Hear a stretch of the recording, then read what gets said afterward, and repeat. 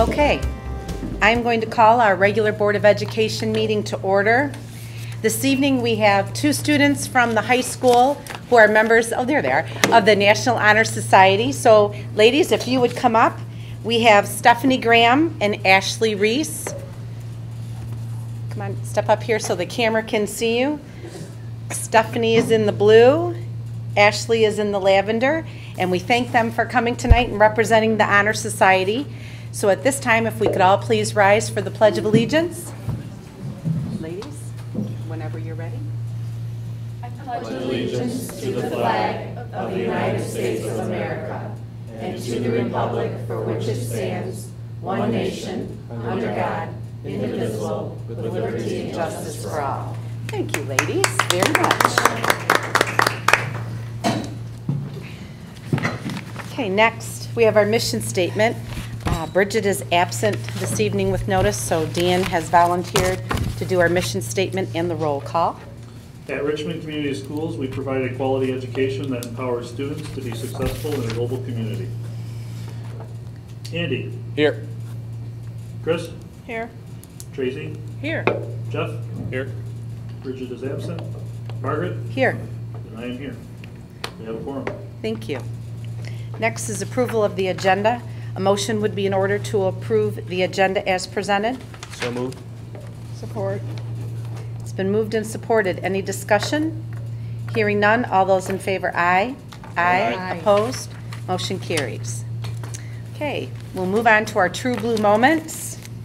Start this evening with Lee Elementary. Mr. Walmsley. Thank you. We ended the year on a very positive note. On the last day of school, the fourth graders got a clap out. It was pretty emotional for many parents and actually as well as many students as they get ready to move on to the middle school. Can you hear me? Not really. I wonder why.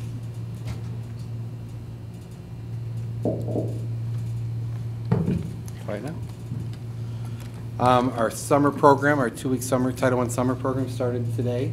It'll run this week and next week, and then we have 2 weeks prior to the start of the school. I just want to thank the staff at Lee, the parents at Lee, as well as the students for welcoming me into the school the last several weeks. They are truly a community that cares about the kids there, so I want to thank them for that. Thank you. Mr. Bartels, the middle school.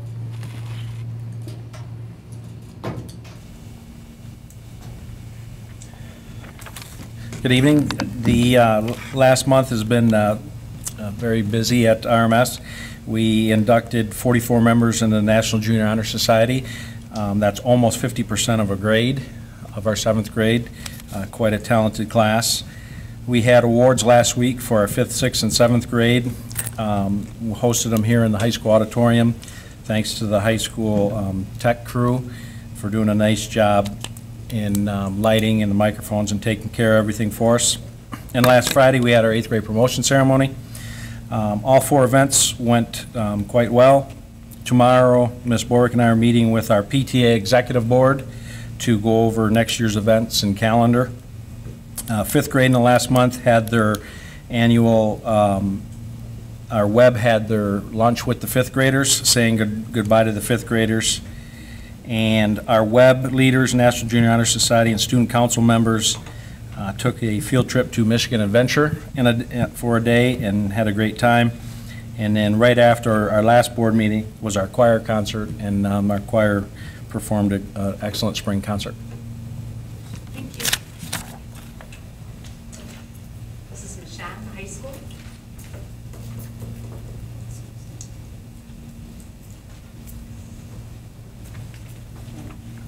Good evening. We too have been busy at the high school. We had the senior awards ceremony, the undergrad awards ceremony, graduation. All events went well. We had no pranks that I am happy to report. It was a nice, quiet, both seniors and the undergrads, everything went really well. We are doing testing out here tomorrow at the high school for all students who wish to test out of a class. Next week, Mr. Berkmeyer and my counseling staff and I are going to be going to an SAT workshop so we can better prepare our students for testing next year. Report cards will be going out next week. We are currently waiting for Michigan Virtual High School grades. They won't be finished until this Friday. Summer school will start June 23rd. Otherwise, the high school is done for this school year. Very good, thank you. Mr. Benoit, your last report for us.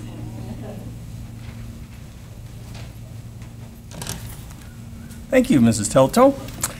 We had a great deal of things to celebrate in the athletic department and the student services department. One of the things that comes to my mind most often is how our coaches treat their teams, their practices, their athletic events like it is a classroom. With all the expectations and with the students, you can see that the leadership, the value of academics supersedes anything that we do on a field or court.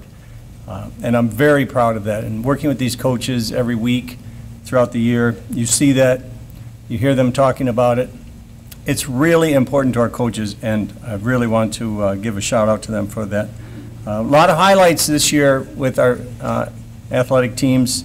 We had teams that were very successful, state championships, state runner-ups, multiple coaches receiving BWAC Coach of the Year.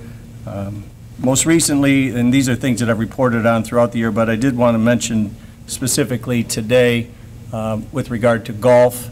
We did have a young man, Noah Kozel, who qualified for his state's finals in Lansing. Noah is a sophomore, and this is the second time he has qualified. So very, very proud of that young man. Coach Pilar is sitting here. Top 25 finish for him, so very excited about that. And also want to mention that the girls tennis team, the team of the year and the coach of the year for Macomb County in Division 2, 3, and 4 for our girls tennis team. Very happy about that.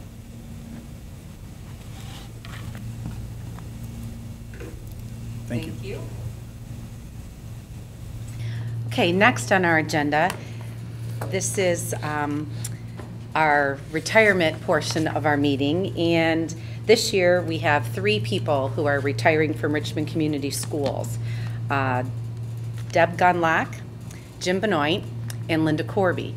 And the 3 of them together have given 47 years to Richmond Community Schools and its students.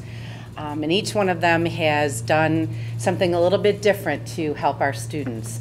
Debbie Gunlock started way back in the food service department when she first came. This past year, I believe, she went into the transportation department. She has worked very hard, so she's touched our kids from the food they eat to picking them up and getting them here safely to school. And we truly appreciate as a board that special touch that she has given to all of our students for the past 21 years. Linda Corby, oh, there she is, trying to pretend like I'm not going to talk about her. Linda Corby has touched our students in a very special way as well, being a preschool teacher. So she's the person, or one of the people, that touches our kids right when they come into the district. She's been one of the first people that they see and that they've been able to share time with. And as a board, we thank her for that because we believe that she gave them that foundation to want to stay and continue their education at Richmond Community Schools. So we truly appreciate her as well. And Mr. Benoit has also touched a variety of students, whether when he started at the middle school or at the elementary, and this year when he moved to the high school. No matter what Jim touched and the students that he touched, he did it in a tremendous way, a way with great integrity. And as a board, we appreciate that. We appreciate what he did every day, all the years that he was here. And whether you go back to when Jim was the principal at Lee Elementary and when they would do the McDonald's, oh, tell me what it is, the staff, McDonald's, The dinner, yeah. what is it?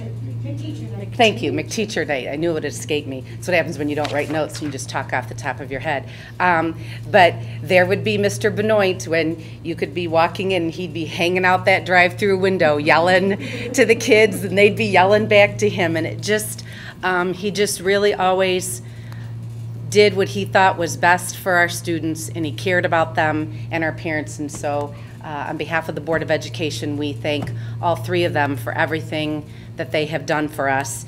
And we do have something for you, but we also have some people who are going to speak and say some other things about them. So we're going to start with Debbie Gunlock, and I understand Debbie Dobbs and Sue Bevins are going to come up and speak about Debbie, please.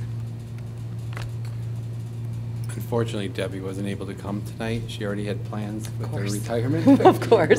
But I felt, she deserved the time she put in Richmond to be honored tonight. Absolutely. Debbie began her career with Richmond Community Schools on February 6, 1995, working for the Food Service Department. She spent the next 19 years serving our students nutritious meals and assisting with logistics of sharing resources between the buildings. Debbie was, as the kids called her, the Subway sandwich lady at the middle school, and she created fresh subs and sandwiches made to order for the students. She served our students over 30,000 meals during her time with us. Debbie also made the mail deliveries between the buildings for the past several years. During the 14-15 school year, Debbie made the decision to leave food service and move to transportation. Throughout the years, Debbie has been known as the go-to girl for knowledge about what's going on in the district. Her historical perspective and knowledge of the equipment history has been a valuable resource to the Food Service Department. Debbie has also been active in the Food Service Union, serving as the union steward for many years. We appreciate all that Debbie has contributed to Richmond Community Schools, and we wish Debbie all the best as she embarks on the next phase of her life.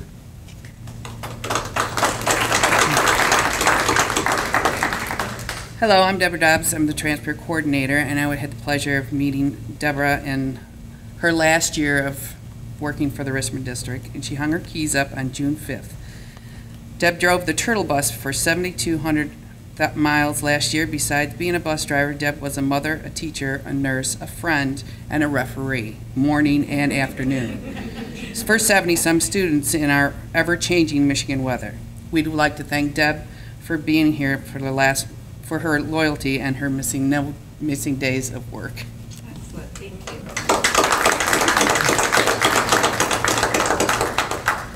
I can just say, in the short term I got to know Debbie, she is dedicated to whatever job she held, and I had the great fortune of. She ended her time at the food service and transportation. She was a very down-to-earth, kind of just said it like it is.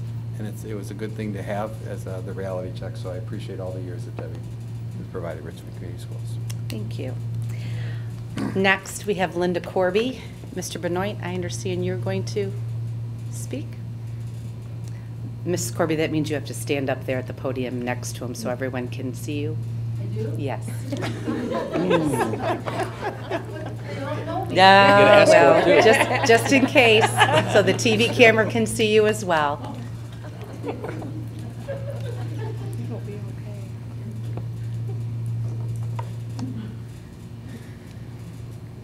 All this. Oh, here. It's going to go behind you. I had the pleasure of being hired the same year that Mrs. Corby was hired with the Richmond Community Schools, and we're retiring at the same time. Very honored to do that with her. Mrs. Corby was hired her first year in Richmond as a parapro in the special ed department. Following that, she went to preschool and child care and even operated our Kinder Day program for a year or two.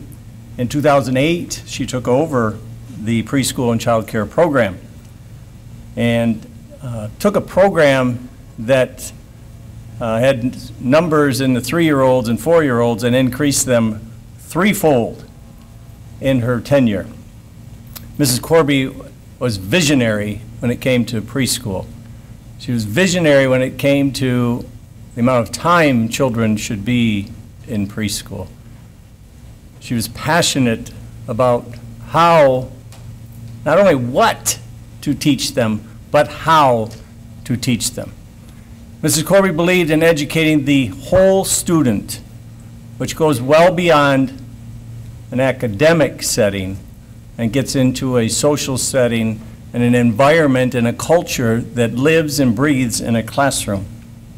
And it was something you could see when you walked in. You could see that vision she had. You could see what culture was created in her room. Mrs. Corby is a very faith-based person. That is something else that you could see in her classroom and the way she interacted with children, the way she interacted with parents, the way she interacted with everyone she came in contact with. Her energy and passion and enthusiasm is amazing. I could never keep up with her. Never, ever. I tried. I had to go home early and take a nap. Her humor, her wisdom, and her ability to dress up for certain occasions was amazing. It was so neat to see what she was going to come up with next for a special occasion. Her love of children is amazing, second to none. All you have to do is be a sponge and watch and learn, and that's what I try to do. She's heavily involved in our community and is also, with her work, well known across the county for what she has done in Richmond with our preschool program. She was diligent about staying up to date with state guidelines, regulations, laws, was very current in all of what she had to do to maintain her credentials. And she is married to a saint. I look at him as a saint. What her husband Bob did in our preschool program, he was here so many times building something, fixing something. He was here all the time. I need to make sure we recognize Bob. He's a special man who did special things for our program with Mrs. Corby. And it's a pleasure to stand up here and recognize Mrs. Corby for her good work. And I want to leave you with this. Mrs. Corby and I had a little tradition going for a few years at Lee Elementary. And the last day of school, her brother, Jim Shepard, Shepard's Sales and Service, previously Mercury in Lincoln, whenever he had a convertible on the lot, on the last day of school, he would make sure that convertible got over to Lee Elementary, and Mrs. Corby and I would take a ride around campus. And that was a blast. But she would never let me drive. Mrs. Corby had to drive. Anyway, it's a pleasure, Mr. Corby, and it's an honor and privilege to be able to stand here. And thank you, Brian, for allowing me to do this. I appreciate it.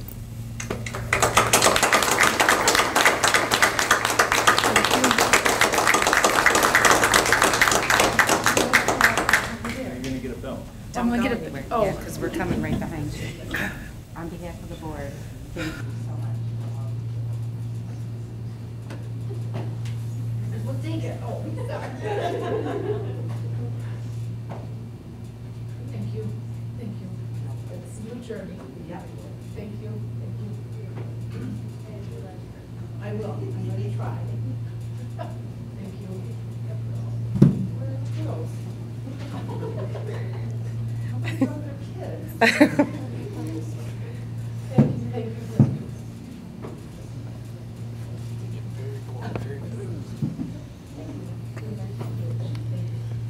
Again, congratulations, Linda.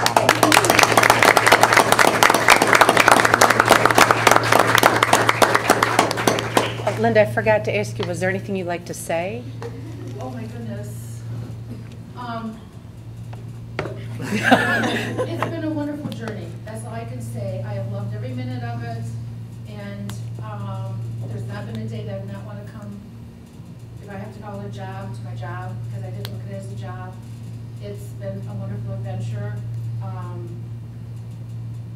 and without my backup here, my right hand, my left hand, my backup. The adventure would have been as fun as it has been, but every day has been exciting, and preschool's awesome. And I've worked with some awesome people, and they've all supported me, and they've all supported me in my wonderful different costumes. Whether it be my green hair or my leprechaun glasses, or Mrs. Miller and I ready for our time in Mexico. Yes, we just had a really good journey. And so I wait for my next journey with anticipation, and I've got awesome memories, just awesome memories. Good for you. Thank Good for you. all for letting me be part of your journey. Thank you.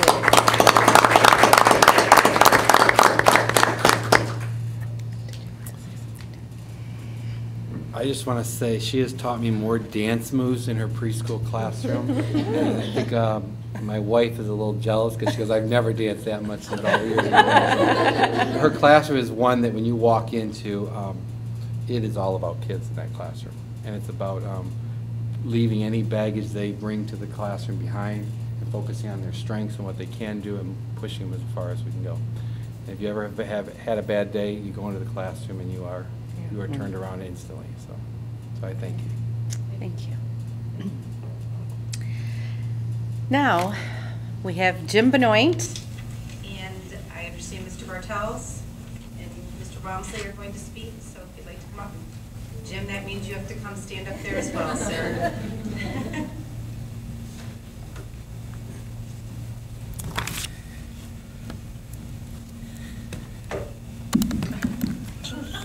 Mr. Benoit and I started working officially together in Richmond in 2002, but we worked together a little bit before that through the athletic days of Richmond and Cardinal Mooney. Mr. Benoit has worn multiple hats within all the jobs that he's held here at Richmond Community Schools. He's been in every building. Mr. Benoit, for those of you that know him, is very personable, and he cares a great deal about his kids and students. He is very passionate about his job, cares about everything that he's doing with putting his best foot forward. He cares about doing what is right.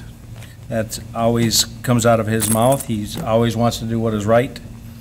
Mr. Benoit is a true man of integrity, and McDonald's knew to have him out the window because they wouldn't give him a microphone. And everything that he said about Mrs. Corby is 100% dead on, but everybody that knows Jim knows that once he gets a microphone, it's hard to stop. Mr. Benoit and I talked weekly, sometimes if not daily, and I will miss our friendship and our work relationship, and you're a great man.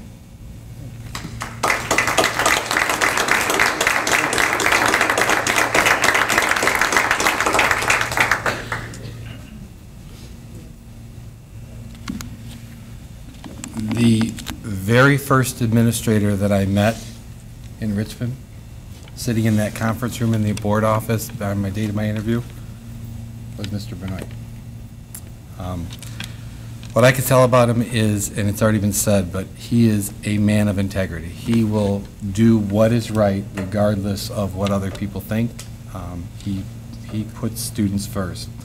I have had the privilege, and I do mean a privilege, to work very closely with Jim over the last probably 9 months. We've had a lot of good conversations how to improve the district from his perspective, from his history, from what is the right thing to do for kids. Jim has always stepped up to the plate, no matter what I have ever asked him to do in my short time here. He's done it with integrity, pride, to the 110%. So, Jim, thank you.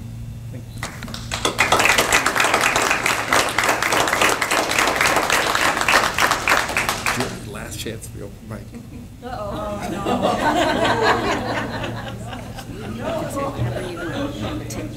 Public comments from Thank you.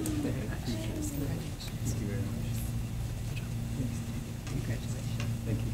Appreciate it. That's a lot. Thank you.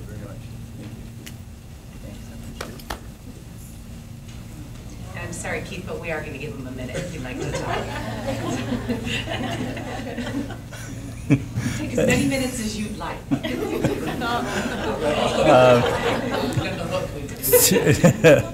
Thank you very much. Thank you for those kind words. Mrs. Telto, thank you for those kind words. Mr. Walmsley, Keith, thank you.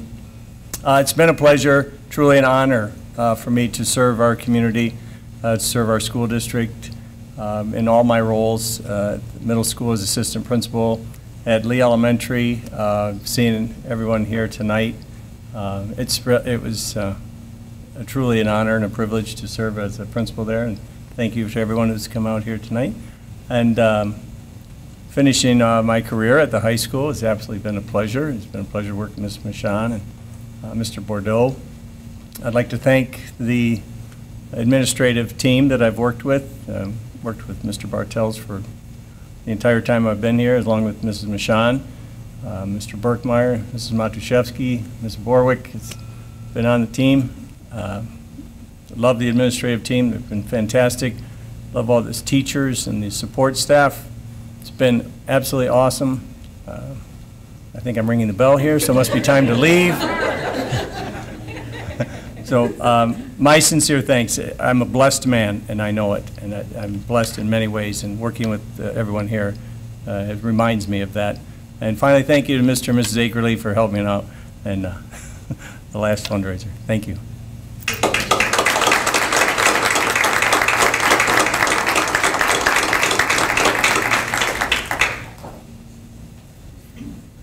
Okay. Next is our items of interest for members of the board. Does anyone have anything? No? Okay. We will move on to item 8A, freshman sports update. And oh, look, Mr. Benoit gets to come back up to the microphone. Excellent. Before Mr. Benoit gets started, I do want to pass out some of the slides that we're going to show to the board. The first couple pages are the history. Yeah, no, it's the same. Okay. It talks about the 2013-14, our presentation in December, and then our presentation again in January, as we began to unravel freshman sports and getting our handle on it. And so with that, I'm going to turn over to Mr. Benoit to talk about how we ended the fiscal year 2015. Thank you, Mr. Walmsley. As he pointed out, we did carry over a negative balance of 13/31/21 as we entered the school year of 14-15. Looking at the football portion of freshman sports, the revenue side and the expense side for football was negative balance of $505.67. Also, as a fall sport in volleyball, revenue and expenses, a negative balance of $227.47. I think a footnote here to mention is with football and volleyball, and I'll mention it again going forward, were the MHSA proceeds from hosting events.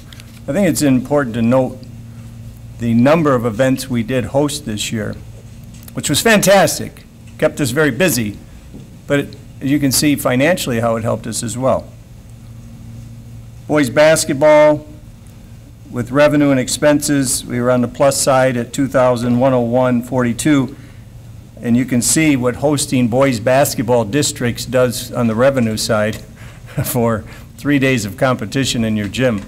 That MHSA basketball proceeds was hosting districts. It's a good source of revenue. Girls basketball revenue versus expenses was negative $1,716.23. And then in the spring with baseball, negative $2,950.98. Taking a look at a couple other sources of revenue with the team photo rebate, and we did host some wrestling events, which was a blast. That produced some revenue for us. So looking at the total picture with revenue at 18,959.91 and expenses at 21,424, we did transfer, and I believe Mrs. Lasky could verify that we did transfer from account HS 105 to HS 104, $2,100 earlier this year, and then most recently $364.43 to make that a zero balance. Is that right, Mrs. Lasky? So that takes us, I know I reported earlier this year once or actually twice, but these are our final figures right up through spring.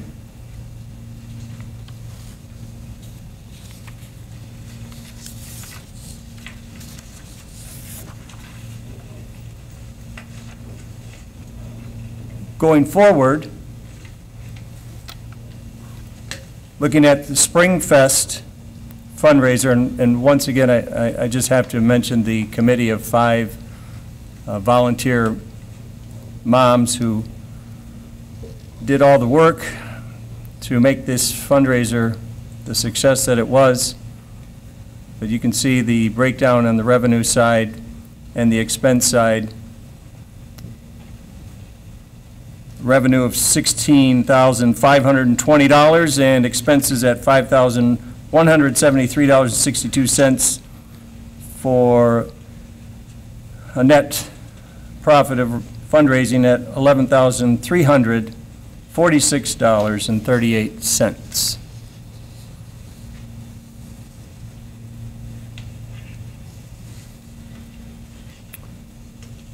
And once again, thank you, Mrs. Akerly, for chairing that committee. Mr. Akerly, for all the work you did on that, and the other members of the committee, Mrs. Christensen, Mrs. Schmidt, Mrs. Van Hove, and Mrs. Bastian.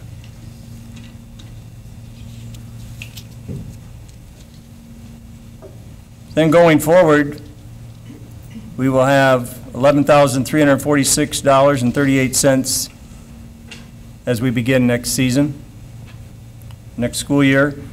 And you can see a projected budget with football, volleyball, boys basketball, girls basketball, and baseball.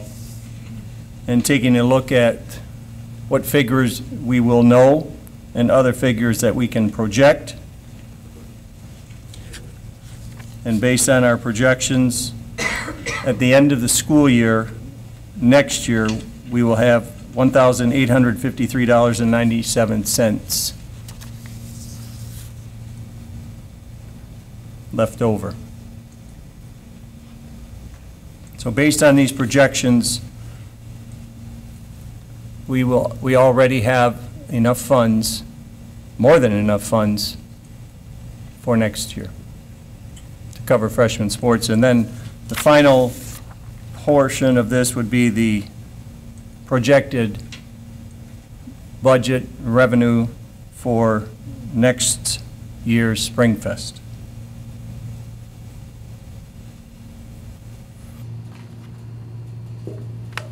Mr. Benoit, can I interrupt you for a minute? I think it's important to know that this budget that's projected for next year is not relying on competitions that we don't know if we're going to make or not.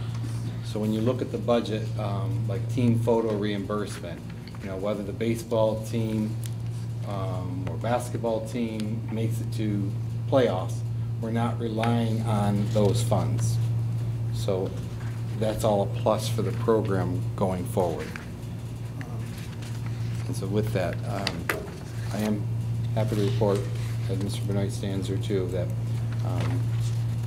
we've covered the cost for freshman sports for the 15-16 school year.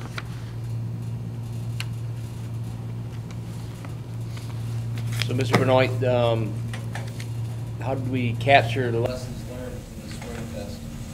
What went well and what didn't go well, and for future events? With regard to the Spring Fest,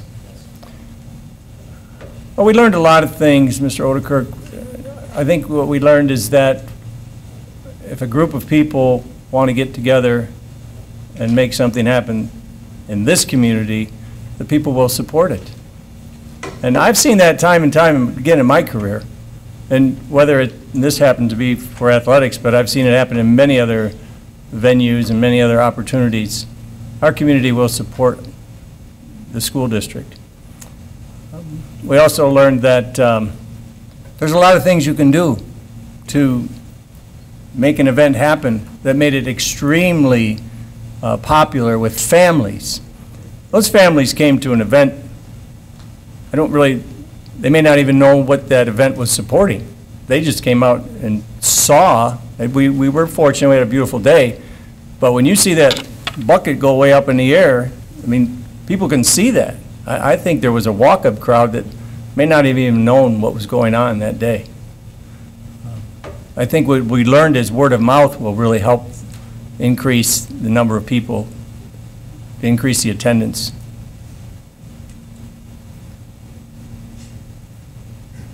Did we learn anything else, Mrs. Akerly? Am I missing something? Can I just add one last thing to that comment? When we left the January board meeting, I know there are students in our district, in districts across the state, that extracurricular activities is what keeps them in school. And for some, a motivation, whether it's in the band or whether it's in the arts or whether it's in sports, is really what keeps them focused. It's all those mentors. And when I sat in that room in the high school conference room with all the coaches and said, this isn't a one-person problem, we all have to figure this out. And it just snowballed from there. Mr. Benoit is right. If we can get the right people in the room, we can solve pretty much any problem we have. So with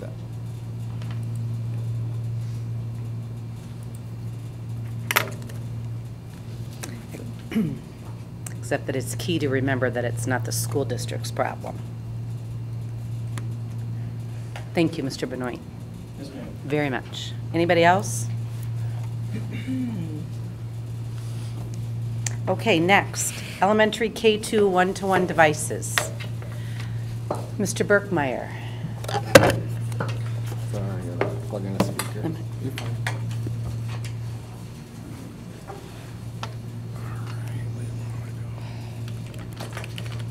That's not what I want.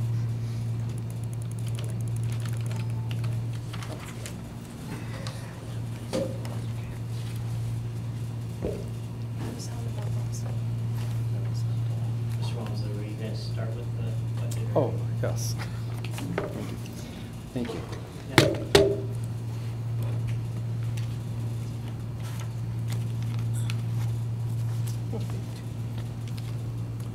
In the packet that you have, give me a second here,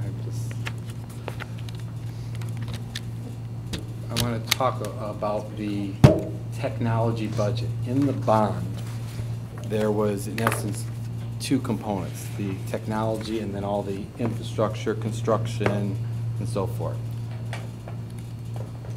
There is a, this is our tracking sheet of what was the original amount that was budgeted for all the technology that was scheduled to be taking place in the district, what our actual costs have been coming in at.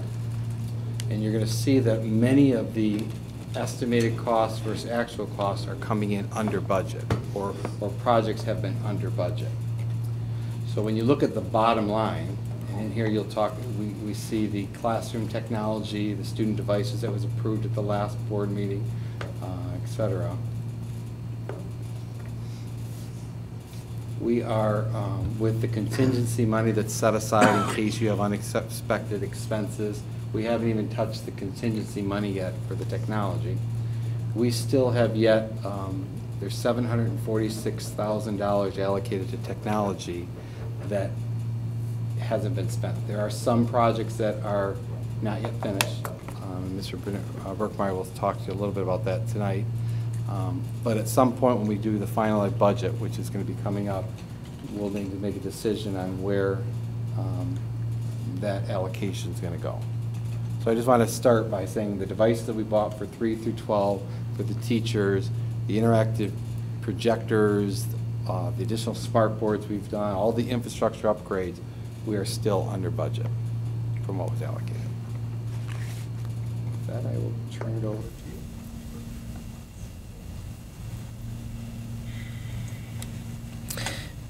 you. As we met last month, I spoke a little bit about our process for our one-to-one devices, and that we met with the teachers because we felt that it was important that our devices are the best curricular tool and the best match for our students based on their grade levels. And when we had that discussion, we weren't sure that a laptop would be perfect for our K-1-2 students. So we had a discussion with the teachers to talk about what would be the ideal type of device in that classroom, but would still lead to them using that laptop in 3rd grade. And at that time, they shared with us that they thought it would be helpful to have a tablet slash laptop, a convertible device, and maybe something that we could use as a station on top of that device that they could work into their curriculum, since at that young age it's very important to be up, moving, and interacting with items. So with that, we put together a proposal and sent out an RFP, and the device that we have chosen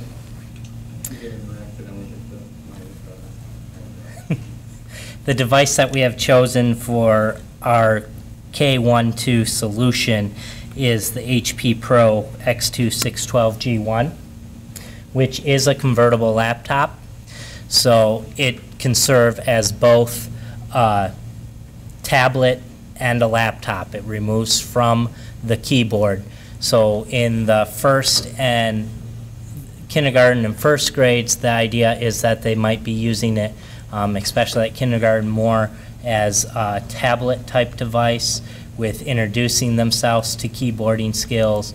1st grade, they would use the keyboard a little bit more, and by 2nd grade, they would hopefully have that touch screen capability, but be using the keyboard to really prepare them for the 3rd grade when they are issued their own laptop to take home.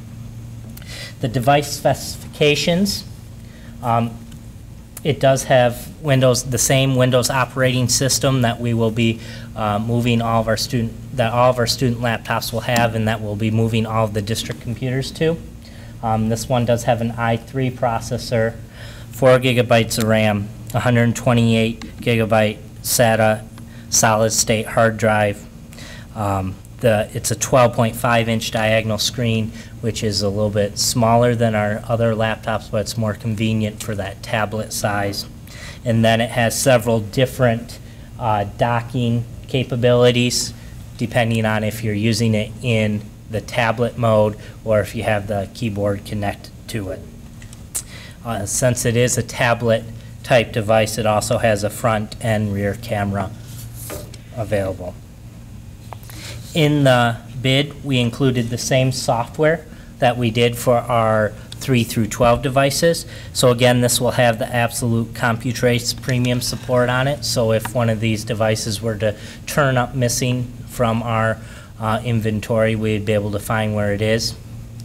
It has the clean slate license, so as the students are using the devices, if a wrong button gets pushed and something accidentally gets downloaded, we can just restart the device. And but one of the bigger functions of that is it will allow us,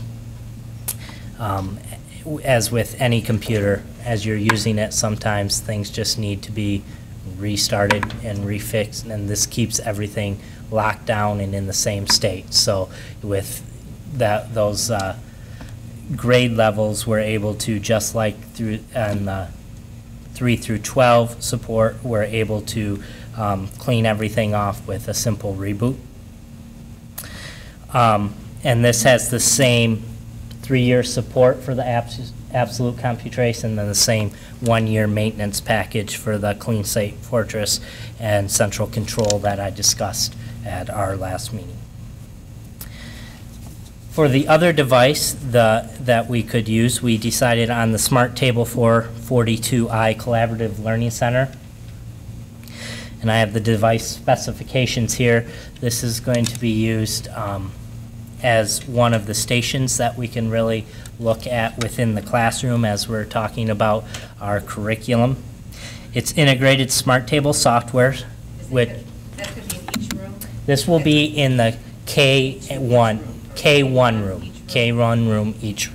I guess the devices are going to be in K1.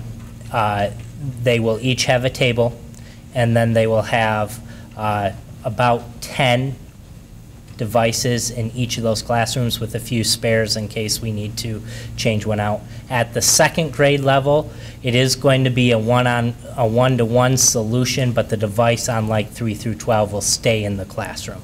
So at second grade, when they're really starting to use that keyboard a little bit more, they can start working the curriculum one-to-one with that. Anthony just wrote, there's not a plan to have, I don't see preschool involved in this process in any, so is that a plan? Is that not a plan? Is that? When the bond was passed, it was sold as K-12. It is something that we can look at as we look at how to best use those funds that might be remaining. We do have some ideas that we might need to look at for technology that weren't thought of during the bond planning process, but the budget was designed for K-12. Our focus needs to be pre-K-12. The only stipulations I think that we may have some issues with is we have some preschool programs that aren't Richmond preschool programs. Correct. So those rooms may not be able to utilize it, but that's where we need to move to. So the device has a full 1080p HD LED backlit touchscreen. It is scratch resistant and spill resistant. It also has integrated speakers, but it comes with 4 ports. So if you work in groups of 4, they can have their own headphones to be listening depending on the actual activity that they're working on. But the really neat part of this is it's supported by Smart with a lot of free interactive download, already created programs that they can run. And since we have Smart software on all the computers in the district, it's something that they can prepare on another computer and upload to the table. So I do have a short video. Is our network working all right? I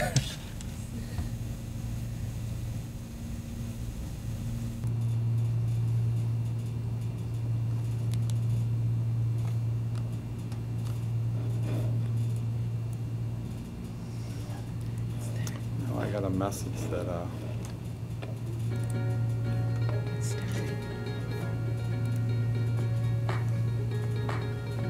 The Smart Table brings young learners together. The Smart Table to develop and to learn from each other.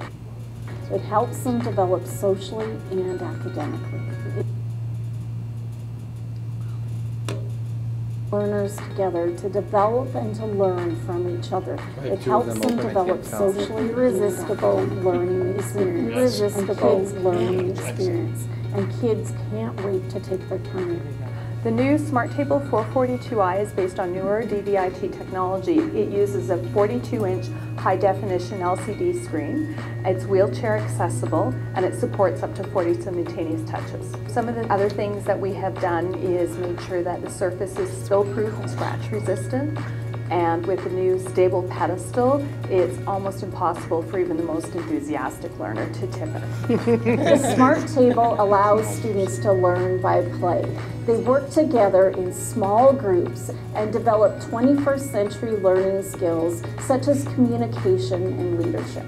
It comes preloaded with applications, including a notebook that teachers can customize to individual learning needs. In addition, teachers have access to over 1,500 activities on the Smart Exchange. Where the Smart Table shines is it's a space where students can work together on their own, and they're learning from each other. It's wonderful to see students that, you know, normally aren't engaged, and they're active. You hear the excitement in their voices, and they're learning and don't even realize it. So I think the key with the Smart Table and the idea that using that K1, the small group setting, is with our CITW push in the district, collaborative learning is something that we want to see in all of our classrooms. And both of these devices will lead to an opportunity to form those small groups and collaboratively learn throughout the district.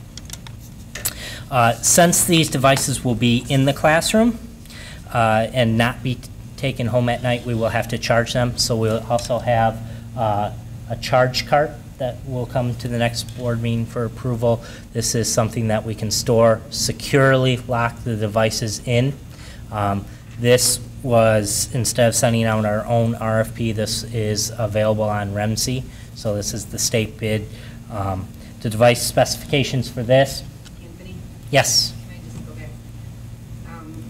With the table, maybe an odd question, but what's the cleaning and able to keep it, you know, they are young elementary, so what's the cleaning of it, you know, keeping it? That's a good question. We'll have to see what the manufacturer recommends. My assumption would be for the it is. And would be the responsibility of who, too? Our custodial or the teacher? You know what I'm saying? We have to be part of the custodial group because we want to make sure that disinfection is done on the perimeter of the kid as well as the screen. As the video indicated, that a 42-inch LED screen. Right. So it's probably going to be a similar cloth that you use to wipe off your screen. Correct. That would be my assumption. That'd be a similar cloth that you'd use for electronics cleaning out. The charge cart, they have several charge carts available on REMC, but this one we thought met our needs the most. It has smart cable management, and most importantly, it doesn't require programming. As you may or may not know, it's not good to leave your device plugged in 24/7 all the time, just trying to charge the battery. This device actually recognizes the charge level of each area and charges in banks of 10 to determine it self-programs to see how it should charge and when it should charge those individual banks. So with our current budget, for our K12 devices and the storage carts, we will be spending $209,090 of those technology funds. So as I mentioned last time, there are a couple more steps that we still have to do as we're continuing to sort out all of this. Right now, out for bid, we do have a case RFP out that will go for all of our 3 through 12 laptops. We also have that firewall and content filter that's out for bid. I believe those close Friday. We also have several meetings scheduled for print management and printers to determine the best solution as we're working through this. And as I mentioned last time, classroom furniture and how we might be looking at best to utilize and set up our classrooms to utilize these devices.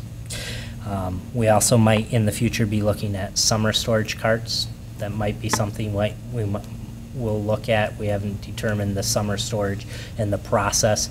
It might not be needed, just depending on the reformat and reissue of the devices. So as we work through the policies, that'll be something that we determine if we actually need a cart that's going to keep them charged and working over the summer, if it's something we can put into a deep sleep mode and pull out right near the beginning of the school year. And our electrical infrastructure, as we're looking at print and printers and also charging devices in the room. And again, we'll also be looking at changes to student handbook and board policy that will be coming in August as we share those with you.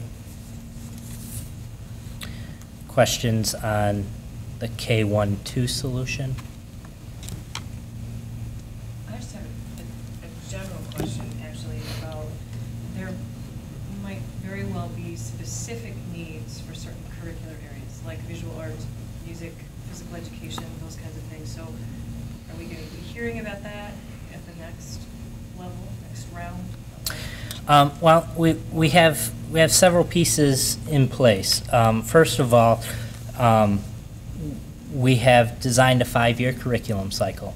So over the next 5 years, we'll be going through individual pieces of curriculum. And while we might not hit every curriculum right up front, it's our intention that as we're talking about that curriculum, we're integrating the devices into the curriculum. So if there's a specific piece of software, for example, that we need, it's included in the curricular costs as we renew the curriculum that year.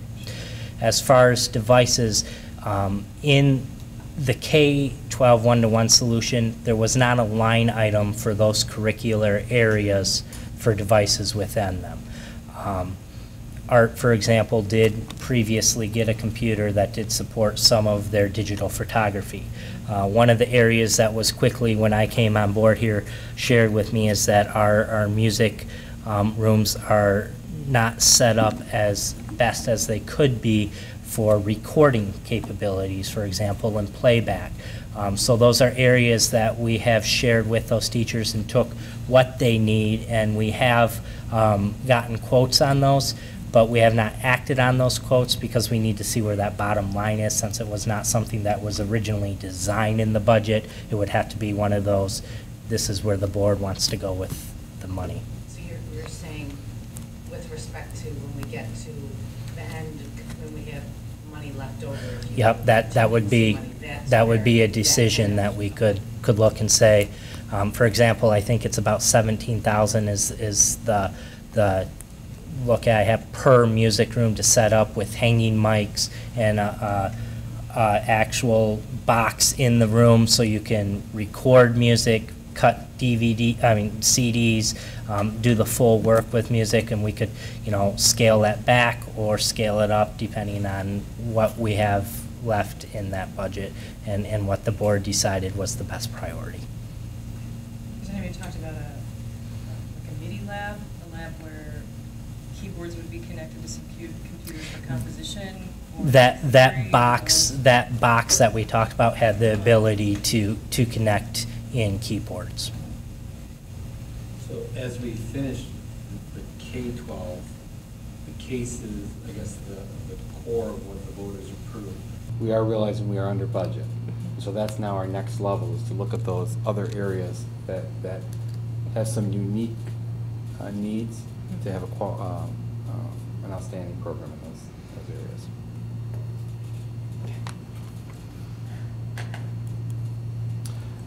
This will come to you for approval in 2 weeks as an action item.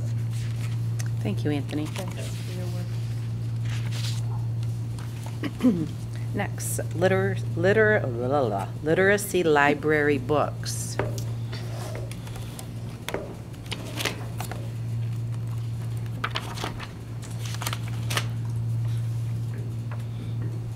In your packet, you'll see several cost proposals regarding literacy library books. In essence, at Lee, there is actually, I think it was several staff members started, I don't know how many years ago, but they have the start of a literacy library. And when we've been going through, as a district, classroom instruction that works and talking about what balanced literacy is and that what it entails, the individualized reading at the child's own instructional level, the anthology just doesn't provide everything that the teacher needs. The next step is those literacy library books. And so I began looking into, and it's currently written into the Title I plan for Lee Elementary School to expand the literacy library. And so I began looking at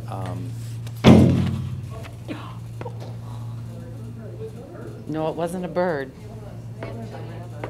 I think it was someone going after that bunny. Yeah, I think It was a bird maybe at that's the top what. of that second one right there, I saw. Okay then. It was a hawk or something. Okay.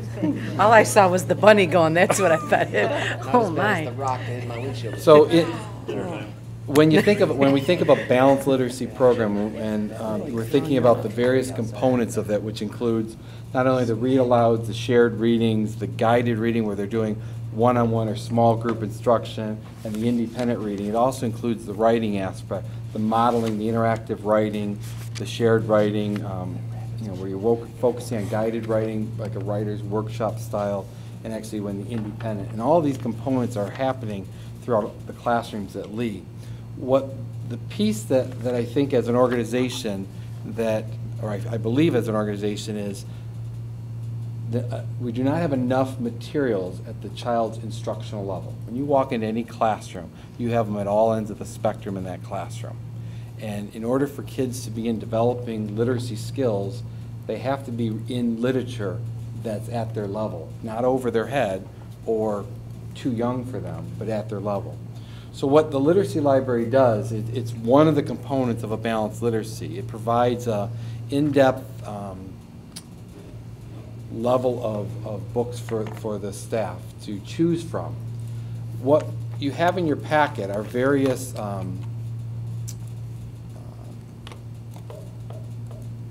contracts or cost proposals. If we go out and did this ourselves as an organization, this would be the cost that we would have to pay. And then in addition to that, $52,570 based on the identified number of level books. And when I'll just give you the scope and the magnitude, each book comes in what we call, well, I reference it as it's 6 packs. It's 6 books in per title. So if I'm a teacher and I'm working with kids at a level 4, I pull 6 of those books together, and now I have a commonality of the kids that I'm teaching with in that guided reading lesson. The proposal that's before you is to purchase 1,454 individual titles, which equates to over 8,700 books that would actually expand the literacy library. It's actually, if you envision a 6-foot bookshelf, it's 15 bookshelves filled with literacy library books. So in working with Reading Resources, that company, this is what they do.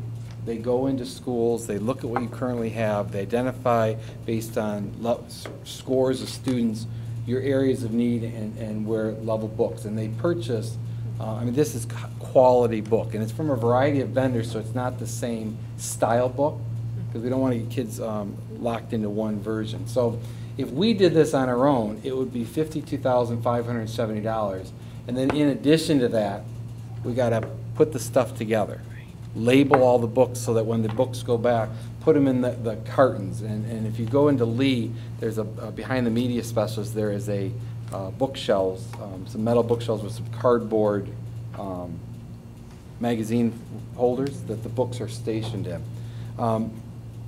What I'm proposing here is to go with the company Reading Resources. We purchase the books, we issue the POs to the vendors. Each of these books is a sole source to that vendor. So it's not like the title can come from, ultimately it's Caden Books or it's Mary Ruth Books, Step Up to Literacy Books, etc. The amount of bookshelves, tech files that we would need would be $7,200 together, $7,245. If you look at the far column, the savings if we go through Reading Resources is about $15,000. What they will do is within a 1-week period, they will come in, inventory the books, label them, put them on the shelves so they are ready to go by August 17th. So when teachers come back for day 1 of school, this literacy library is ready for them to utilize, not only from the classroom teacher perspective, but also the Title I program. So in your packet, what you have are the various book sets from the different companies. I put on our drive, and for some reason I can't seem to forget it. There's a picture of what a literacy library looks like. It's just something I pulled from the internet. Our bookshelves would be, it's a gray bookshelf with a black or a file folder. It's a plastic, it's a Rubbermaid because they fit, you can fit 55 of them in one bookshelves, depending on the double size of the book. You can use the double, which fits 32 of them. So that just gives you a sample. So when you look at that, each on the outside of the cover is a label that this is what genre the book is in, what level the book is at. So as a teacher, I walk in, I said, I'm looking for books that are level 12 for my kids. I can go in, find several books that are all grouped together to level 12.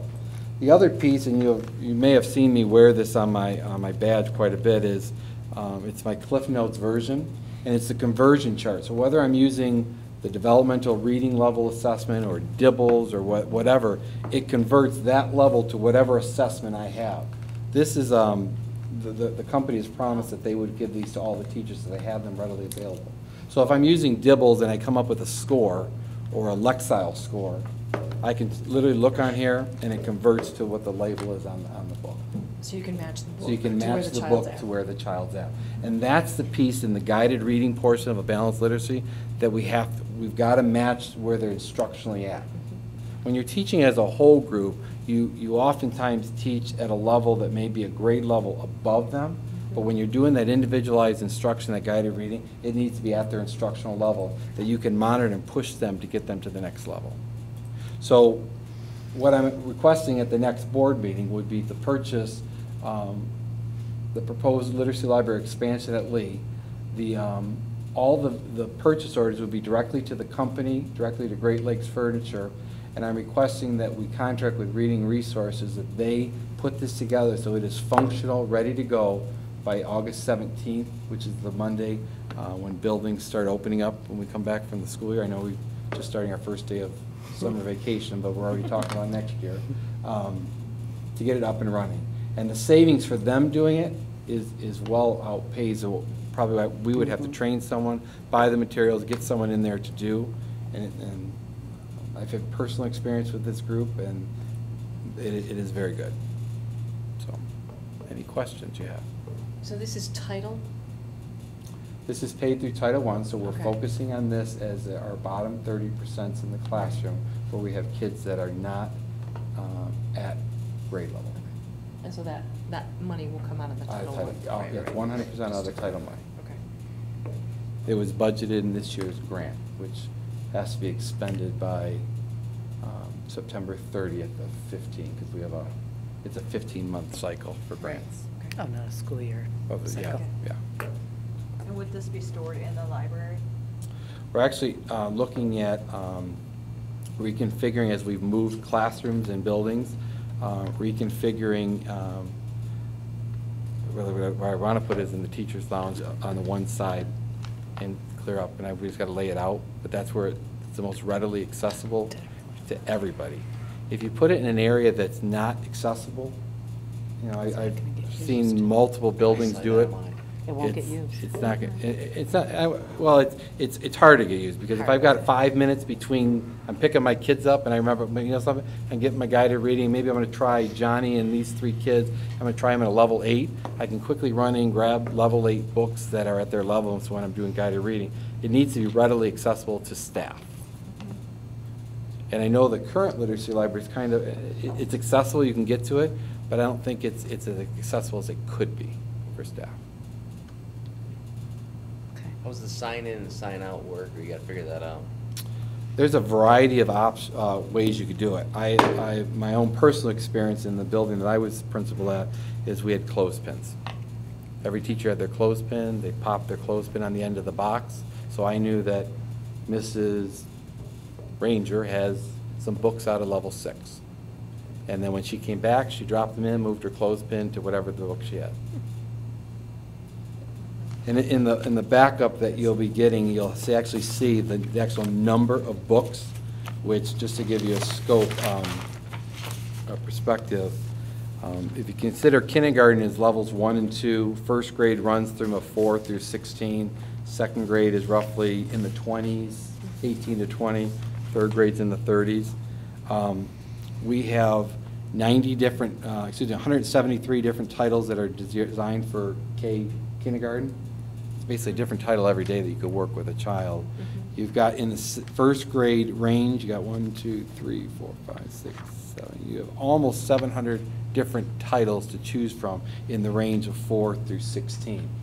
The beauty of this is if I'm a second grade teacher and I have a child that has come to me that's reading at a beginning first grade level, They are resources for me to use when I do my guided reading lessons with that child. And so forth. So like I said, there's a total of 1,454 titles, which equates to a little over 8,700 books. And you can think of the magnitude of labeling each one of them with the label, binding them, putting them on the shelves, labeling the shelves, getting everything ready. It's a major undertaking.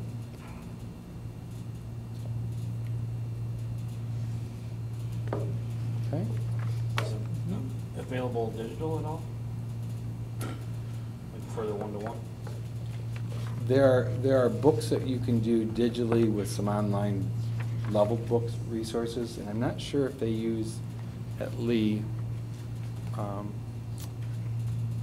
The paper books. You download them by the level. Drawing a blank on the book title. Pardon? Is that one? I know they're in the Title I room. They've got the printed copies of all the books they have. There's an online version that you can log in kids to, and based on their level, it assigns them books at that level. That's a possibility, but where this is that actual one-to-one instruction where the teacher's teaching them as they're reading the book skills that they need, whether it's word recognition, whether it's sentence structure, whether it's comprehension strategies or fluency. It's that one-on-one attention that you can provide them at that point. Which the one-to-one, there is options for us to begin looking at building that into our Title I for next year's grant. I don't know if I answered your question. So there's options for next There- year, but there's- not for this year? Well, this was designed to put the literacy library book for the actual instructional materials that kids are going to be using. In particularly the first grade kindergarten classrooms, the one-to-one devices are at a center, so kids are still going to those centers using the apps while the teacher's working with a small group. In the second grade and third grade and fourth grade is where we get the actual one-to-one where they could be working on a project, but there is still time during the day that the teacher, it's that face-to-face that the teacher's going to have to work directly with them based on the level that they're at. But I wouldn't expect that the child be on the one-to-one the entire time during the school day, because you still need that. You got to read the body language. You got to read them struggling. You got to see the eye contact where they're giving you a lot of clues, and as a teacher, you're picking up on those clues to see are they getting it.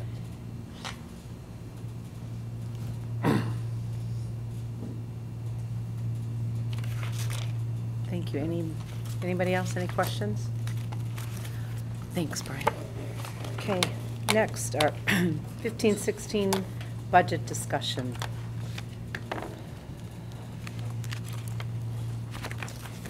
Okay. In the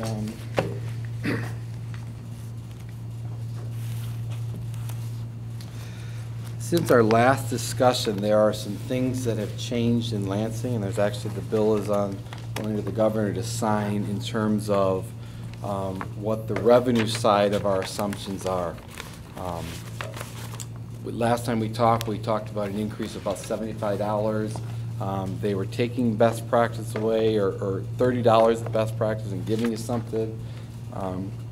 There was rumors about at-risk money being increased. What's going to the governor is, you may have seen it in the newspaper that's being publicized, and it's not, there's always two sides to every story that's printed in the newspaper. But what Richmond is getting is actually, I'm going to say three folds here.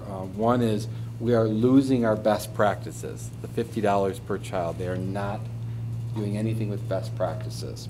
So that for us, as we go through it, that equates to about $7,600 or $76,000 we've lost as a revenue. They are giving us an increase of $140 per student as a foundation allotment, and that ranges district by district.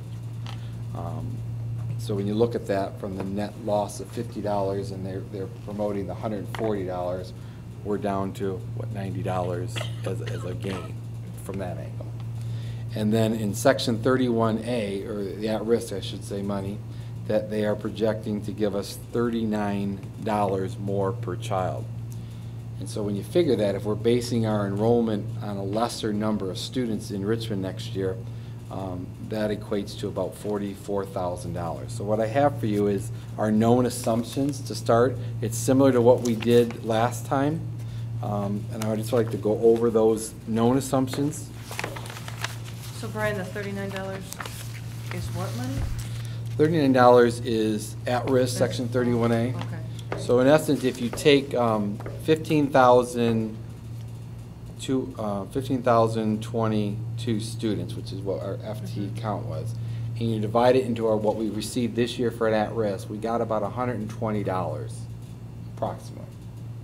If you take that $120 and you add on to it $39, because that's the increase that you're getting, now you get this $159 total.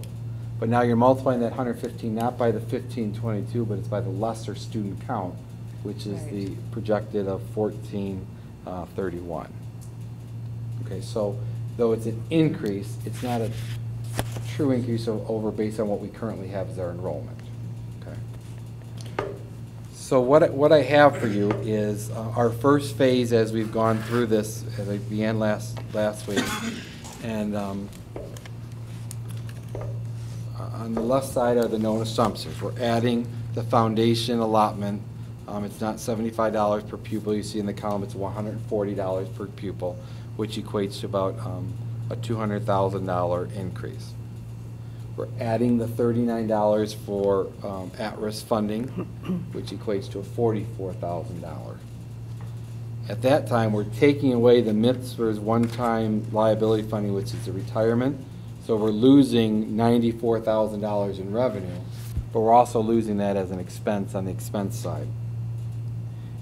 When you look at our blended count that we projected, we are projected to be down 80 students from our district, and then another 13 students for the St. A's agreement that they chose not to continue. So you see the negatives of $582,000 and negative $94,000. And then you see the reduced best practice funding, which is the $50 we got this year that many districts have received over the last several years. That's now taking away. So this year, excuse me, it was based on 1524 times $50. We received $76,000 in funding for best practice. That's going away. So we lost that revenue. Did I lose anybody yet? No, but just the at-risk funding has strings attached in the sense that it has to be spent on certain programs am I right? The at-risk that I'm referring to is what's called Section 31A. They have loosened the strings and created more flexibility. However, it's to improve reading, math, and college and career readiness. So if you're not improving those scores, our guess is that there's some going to be type of reduction of that 31A because what you're spending on is not working. Correct. So the way we have spent it this year, we've done some AARI programs at the middle school. We spent our resource officer that used to be allowed out of 31A. One of the things as we go through the next phase, which is the line item on the budget part of it, you're going to see that that is not being charged to 31A. That becomes now a general expense account. So what we can charge is some at-risk classes that were maybe at the high school. We have some social workers that are paid a portion of that out of at-risk. So because there is some broad definitions or defining how you can spend that. So they have loosened it up a little. It's not like Title I where it's very specific that if you're targeted at a certain school, there's a certain criteria and so forth. But they are looking for you to make gains in reading and college and career readiness for the high school, middle school. And I assume because we don't know enough about it yet, I bet, right?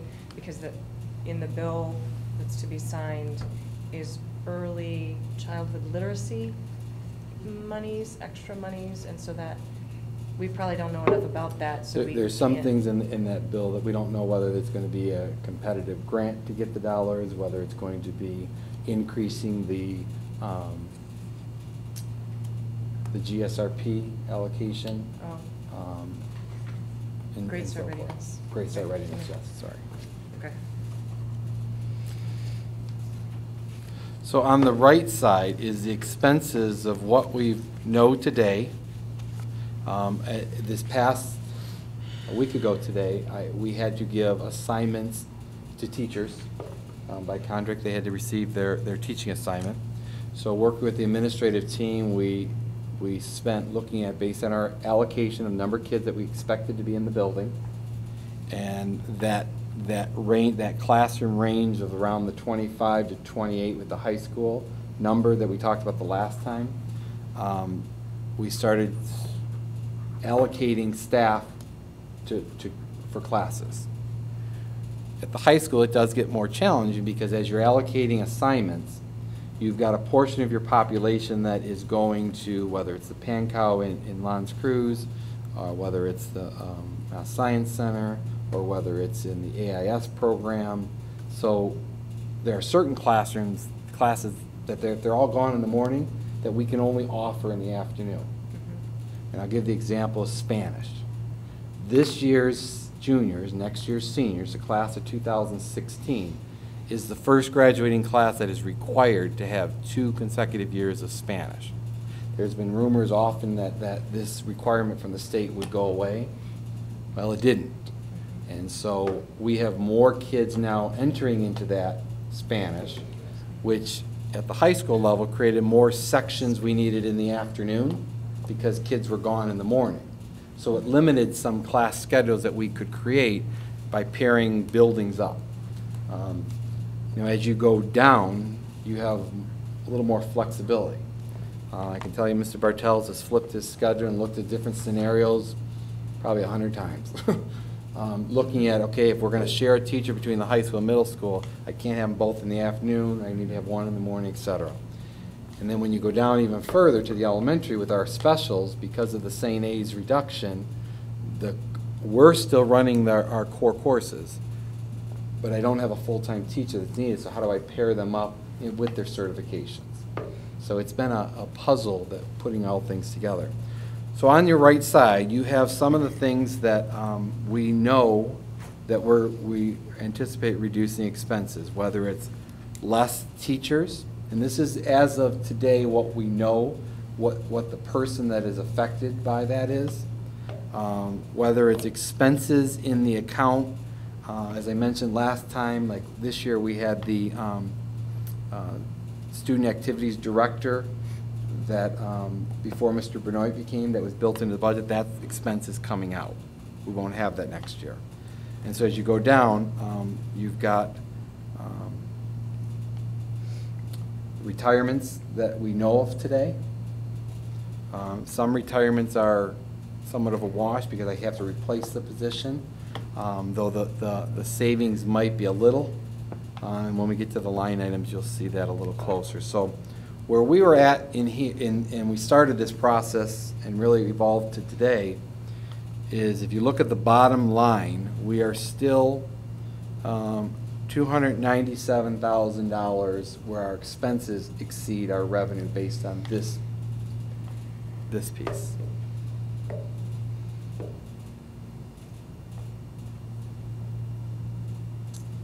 Any questions so far? Can you just talk a little bit about, as I'm seeing names now with these positions, can you just talk a little bit, like for instance here at the high school, how any electives have been downsized, changed as a result of what's happened here? What we did in the process is once students put their course selections into the system, right? There's a report, and I'm drawing a blank on the name, but it basically tells me every course, how many kids requested that course, and how many seats that we set that seat number, and that's that 25 target that we've been using. So in essence, if I have 200 kids that request Algebra 1, and our target is 25, I need 8 sections of Algebra 1. Okay? Literally go through that and do that with every course. And so what we do is we add up all the sections that are total, At the high school, we came up with a number. And a teacher can teach 5 sections, because they have 1 hour of prep. So I take that total number, divide it by 5, that gives me my total building allocation for the high school. That's in a perfect world how it works. There are some uniquenesses, like I said, at the high school with kids traveling and going, and they need they've been in an online course and they're going to continue doing an online course, whatever. So that's our starting point. And then we do the same thing with the middle school, but we look at in 5th grade, it's pretty much a self-contained classroom, and then 6th grade is split between subject areas, help me out, 6th grade, and then 7th and 8th grade are pretty much your traditional moving around of like you would in a normal middle school. So there are some parameters, like for instance, when the 5th grade, there's a certain hour of the day that they all go out to their specials. They're in their homeroom teachers the whole time, so there's 1 hour of the day that they all go out. And so that wheel or that block is designated to the electives that we can offer. And I know, I can't remember off the top of my head the 3 electives that are offered. Is music one of them, and art, Spanish, and computers, PE. All right, so there's limited electives. So once we go through this process, we then start identifying courses that have very low enrollment. And one of them that came this year was our theater program. We had 14 kids that's elected to join the theater program. And so what we look at is, okay, is there... class that's offered during the day. Correct, during the day, correct. Okay.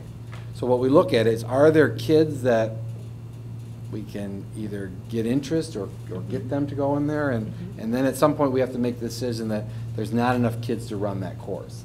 So we had the, going in, we looked at the AIS program, I know this year. We started with 2 sections this year. We had some kids back out, some other districts back out. We were able to reduce our content. We went in going with only 1 2-hour block of the AIS program, and we have enough kids to run that, so it's cost efficient, as one of the concerns that we had at the beginning of this year. We do that with all of them: health classes, PE classes, art classes. This year we had a lot of kids sign up for art at the high school. 1 teacher isn't enough there anymore. So we are partnering with another teacher in another building to come over to the high school for part of her day and teach art because of the increased number of students that are requesting art. Are there other classes that are being run, though, that have 14 kids? There's none that's 14. I think the lowest was the AP at the 12th grade level.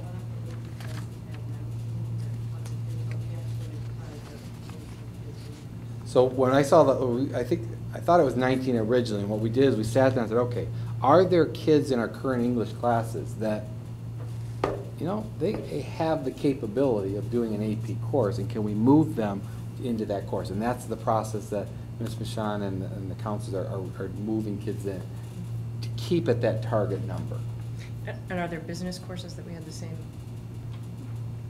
There are business courses. The domino effect on that one is some of the business teachers had other courses in their schedule this year. And so when you reduce a staff member, some teachers now become solely no longer a business teacher, and it becomes more in the core areas, like the English, for instance. Like our drama teacher this year, she teaches 1 hour of theater, and I think the rest are English. Am I correct? All right, so taking that English out, or excuse me, that drama out, because we don't have sufficient numbers to run a during the day program, now we say, okay, is there other teachers based on certification that can pick up those English courses? And that's where the whole scheduling and placement and really looking at their current certificate. I apologize for having my back to you. But that's where that process comes in. So when we looked at certified business courses, we have 4 hours of the day that we can have business courses. So we've taken a piece from this teacher and a piece and created a business schedule where this teacher is solely business 4 hours of the day. You got to remember, though, at the high school level, we are projecting at least 40 less kids coming into the high school. Correct. So when you take 40 kids out of the mix of placing kids into classrooms, it creates decisions and class sizes that are low, that you're gonna say, okay, they're not gonna be in here, where are we putting them based on their request? Just to clear up, like the theater piece, for instance, because there's an extensive outside of the school day piece with that there's no intention to not have that run. What would happen is it's run as it can be run as a Schedule B stipend that we would post to see if there's someone who'd be interested in running an after-school theater program, and that, when we start looking at the line items, that's one that I left in as I'm in the budget to see, to not let that program die, but to see if we can begin developing more of an interest in that program. Okay. And really, our ultimate goal is to grow our enrollment numbers, so that this number, I'm hoping that in October, I'm coming back to you and saying, we got a boatload of school of choice, or people moving into the community, that this number goes up. But conservatively, we got to look at what the projections are, moving kids up a grade level. We're down kids. Right. Any other questions on that right side that you have? So then the idea, when you're speaking to the theater, the idea that you've come up with is to do something as an after-school to not lose the program and to try to build it back up so that it goes back into the high school to be a class. Is that what you're saying? That's the idea? That's what I'd like to see happen. If we can't run it during the day because of the number, could we run it as an after-school club, like a Schedule B, that someone would be willing to commit to that, but as an after-school setting? It's finding that right person to grow it. I don't know.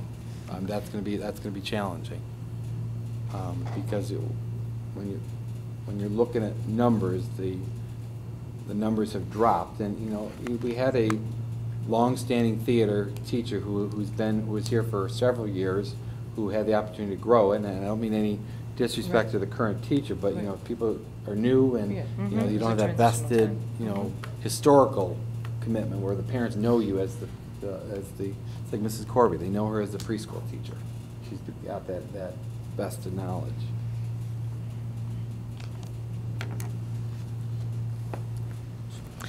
And so that, just one more, so then the numbers here to the left in red, that means like the .17 there, that's FTE. dropped by .17. Correct. So Not that gone down to particular- .17. No, that's Dropped. the reduction. So they're going Okay. from a full-time teacher and 1 hour of their day. At the high school, Okay. it's, for every hour, it's 1.17. At the middle school and elementary school, Okay. for every hour or 50-minute block we pull out, because their classroom, with the middle school is a 7-period, it's .14. So if I'm only teaching 5 of the 6 hours, I'm being reduced by that .17. And so that's the reduction or the savings. And again, like I said, none of these, these teachers, based on assignments, have been told this, but things could change. We had an issue that we were just dealing with regarding certification in Spanish, and we had to work through that process. If that went a different way, we might have had to move teachers. It didn't have to go that way. So, if there's a teacher that retires, it may create a need to adjust schedules based on certifications of who we have for that position.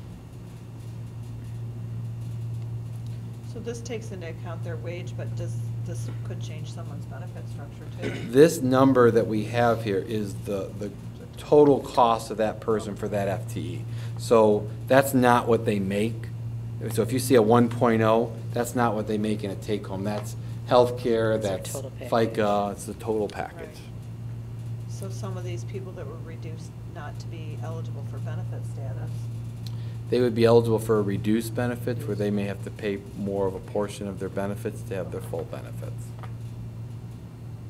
And what we did is just, to help you understand the process, is when the allocations went out to teachers on the 1st, on the 3rd, last Wednesday, we offered any teacher who was affected in a reduced schedule to meet with the payroll and benefits, Michelle Newsom, and she sat down with a couple of them and kind of looked through all their options. Because the contract language says that I have to lay them off I can't force them into a part-time position. Right. So what it would happen, if I have a teacher that is, I'm offering a .6 position to, my wording is, I'm laying you off, but I have an option of you can have a part-time schedule to have, you know, depending on your own personal circumstances. So some of the teachers saying, I'd rather take the part-time schedule than be laid off. Because if they took the layoff, then I'm posting and trying to find part-time positions, which becomes very challenging, very challenging. And did they already have to state that to you, or is this still questionable? There are two of them I know off the top of my head have responded that they are taking the part-time positions. I know one was going to speak to their spouse a little more and seeing what their options are. So this is still. You know, this in terms of the names and the numbers is still a little fluid because, you know, I'm assuming they're taking the position. If they don't, now I got to post for that position. You know, I may get a savings because I may bring someone at a different pay scale than what they were making, but I also have now a new expense for layoff, or unemployment, excuse me. So it's a give and take in the process. So this was this was where we started from, in the big bucket. And the reduction of the child care director is with the assumption that we fill the vacancy with someone who has a ZA endorsement Got at it. Lee. Got it. So that potentially might be the dean of students? Is that what you're saying? Assistant principal, you know, the title is obviously negotiated. That's what I'd love it to be called. And Okay. I've been public on that one, but Right. assistant would be it could be that, or it could be the principal that has the ZA endorsement too. Right, okay. Finding that right person. That's over at Lee. Okay. That's Right. over at Lee. All right. If you remember, that was a new expense this year we had to put as we were Right. doing the Mhm. licensing. Right. We did Yep. not have someone with a ZA endorsement. We Right. had to put that position in. Okay. And then as we went through that licensing, that position had to be minimally 6 hours Right. Right. running the program.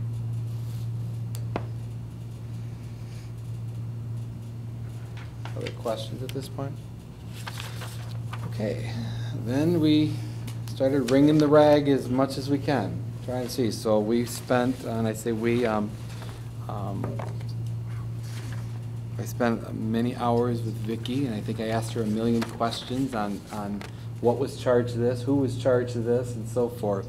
So what you have, the next phase is it's the budget book, if you will. It's every account.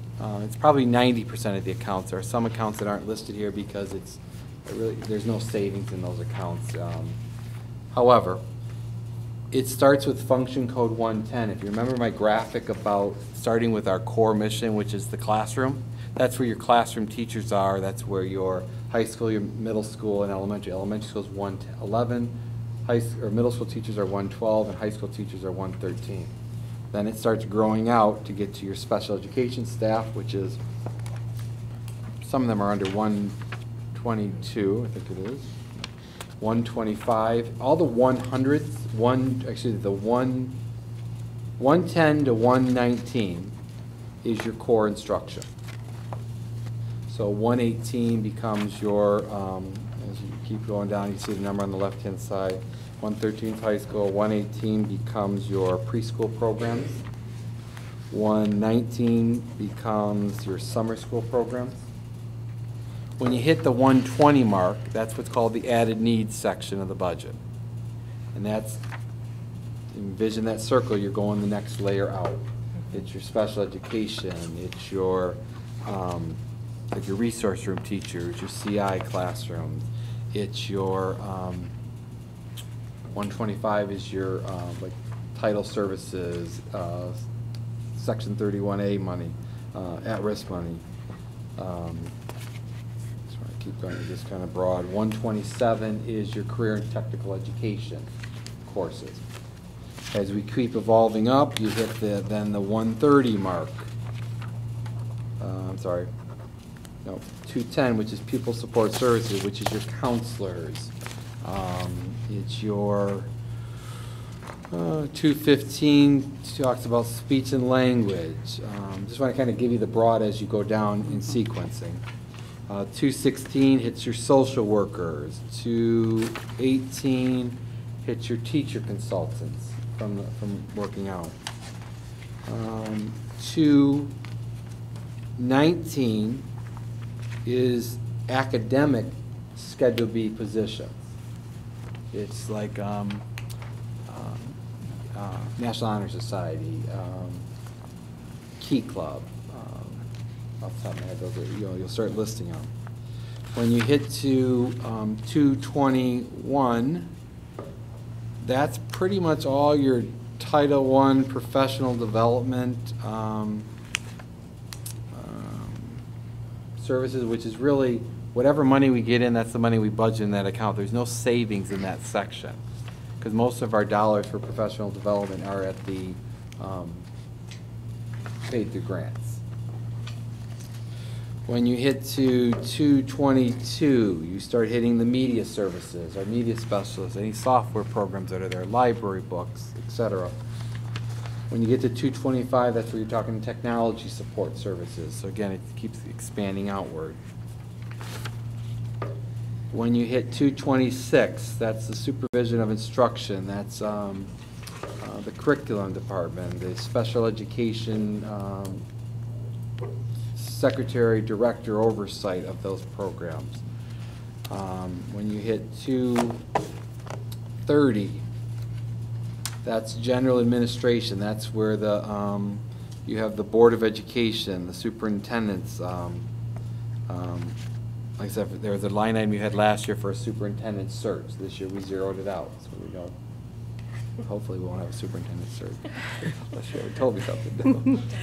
When you get to 232, you start getting into the superintendent's office. Terry, there's not many in that area. It's marketing budget. When you keep going down, you'll hit the 240, which is support administrators. That's your building principals, your building secretaries, office supplies at the building level. And as you keep going down, you'll hit the 250s, which is your business office. That's where we purchase our service for our business manager, the payroll and benefits person, the accounts payable person is in there. And there's also like the broad categories that we have. Some payouts like on the retirement that we mentioned, that we have a payment this year from a buyout that happened several years ago that falls in that range.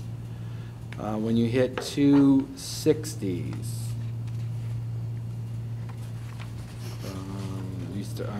when you hit 270s, you start getting into transportation, the mechanic, the bus driver.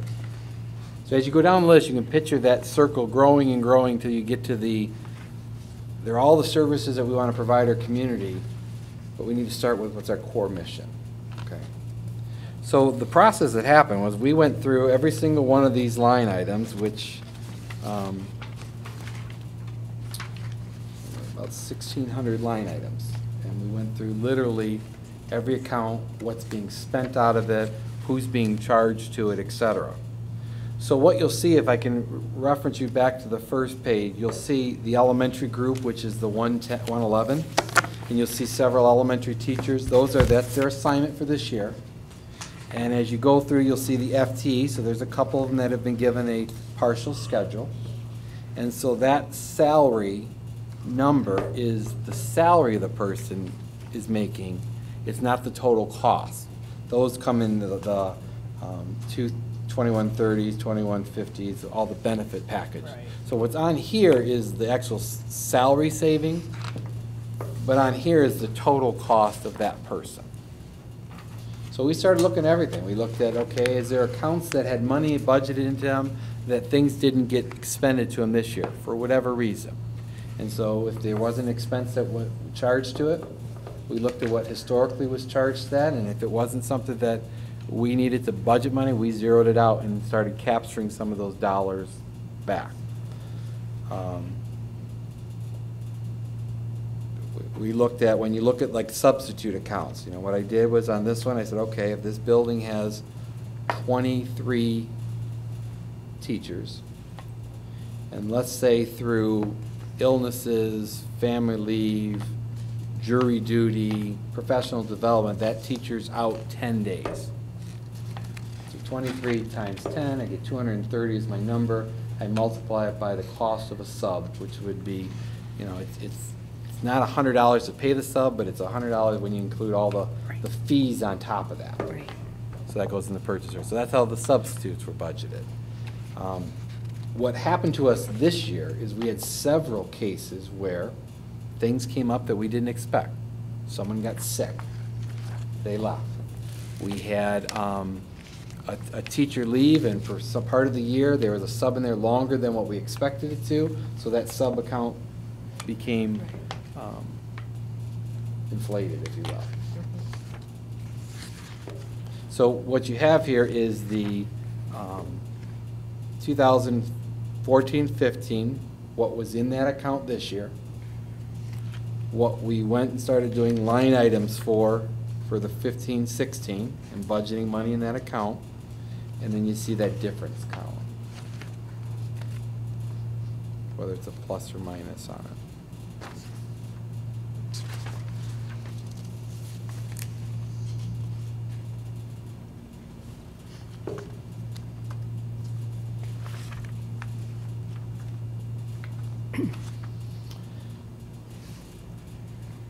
What this budget does not take into consideration is the contracts that are up this year. There are several contracts that are up. And so that will be a factor in whether it's a potential cost or a potential savings, depending on the line item.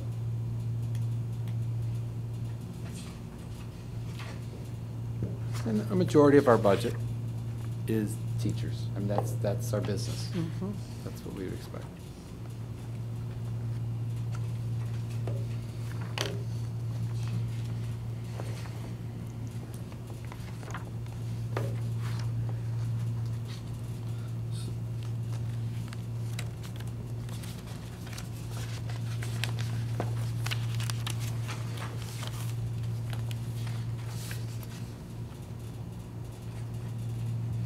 When we, as I mentioned, we're squeezing the balloon, wringing the rag to try, is there anything that we could cut that's not hitting programs?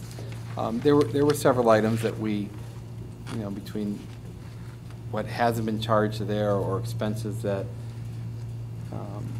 didn't come through. Like, I'll give you an instance. We kept the gasoline prices the same. It's under budget, but it's always a gamble if prices are going to go up on fuel costs.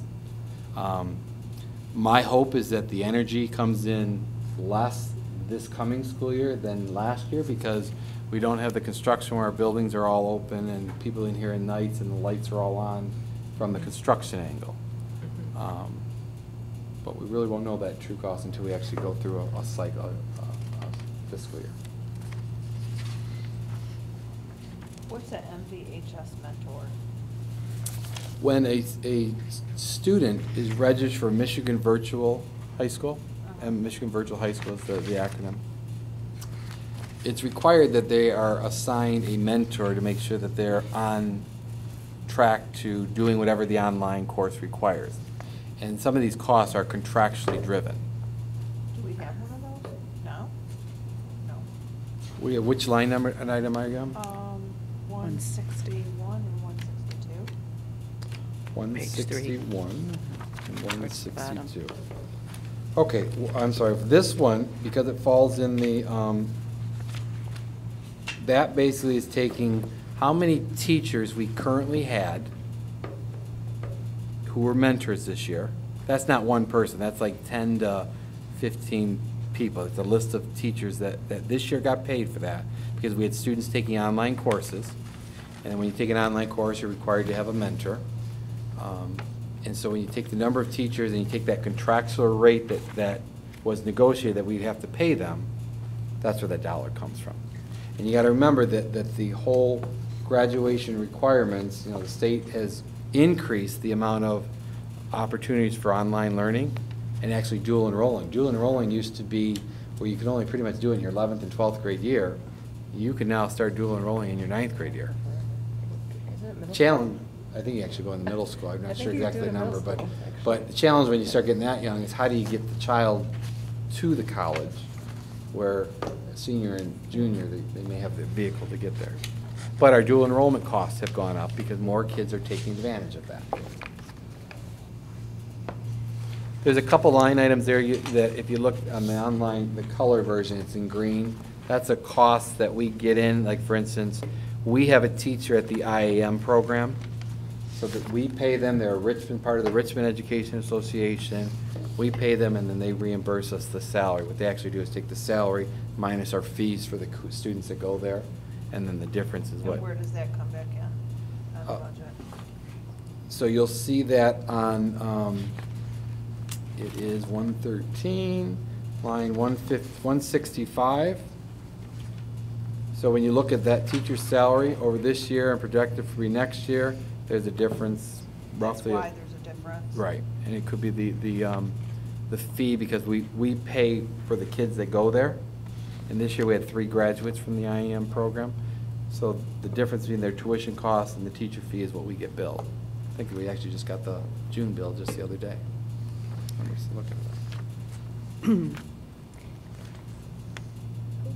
If we're asking questions, since I ask month after month, it seems, if we go to the first page, 111, down towards the bottom, starting at 52, when supplies, English, general supplies, math, all that, and I know that it's like in each 112, 113. So my question is, as everyone knows, I ask month after month when vocal music and the band, and teacher reimbursements for supplies, all of that. So what is, this is obviously new breakdowns. The idea, if you I don't know if you recall, for those of you who were on the board when I went through the interview process, is to look at begin looking at things at a pre-K-12 level, but really a K-12 level for the core instructional program. And to do that, you've got to build in an allocation that's going to support quality instruction in those programs. Now, and I'll give you the example. If we're expecting high-quality artists to come on our art program, we can't give them $20 and say make the best of it. We've got to invest in that program with the supplies and resources. If we're looking at our science teachers in the high school to be doing lab-based and dissection and higher level skills, we've got to allocate a dollar amount there. So what I did was I started looking at the expenses that were charged to that supply guide. You'll notice they all have the same ASN number, but I started looking at the expenses that were charged to those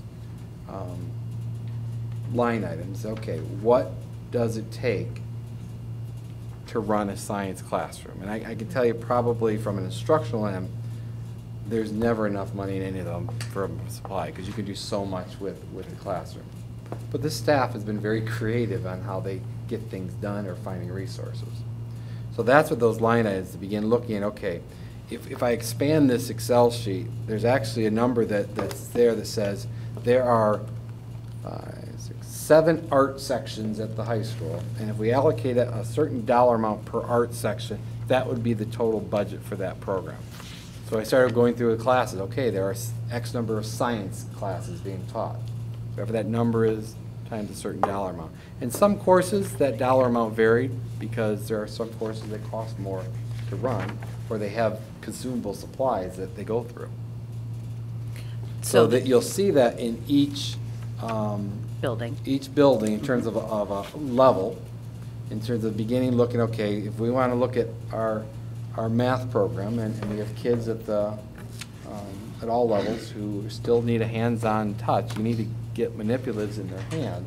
And there may be classrooms that have them, there may be classrooms that don't, there may be classrooms that use more of a consumable manipulative rather than something that can be used over and over again. So it's an attempt to begin creating a budget for that content area and looking at our course from technology to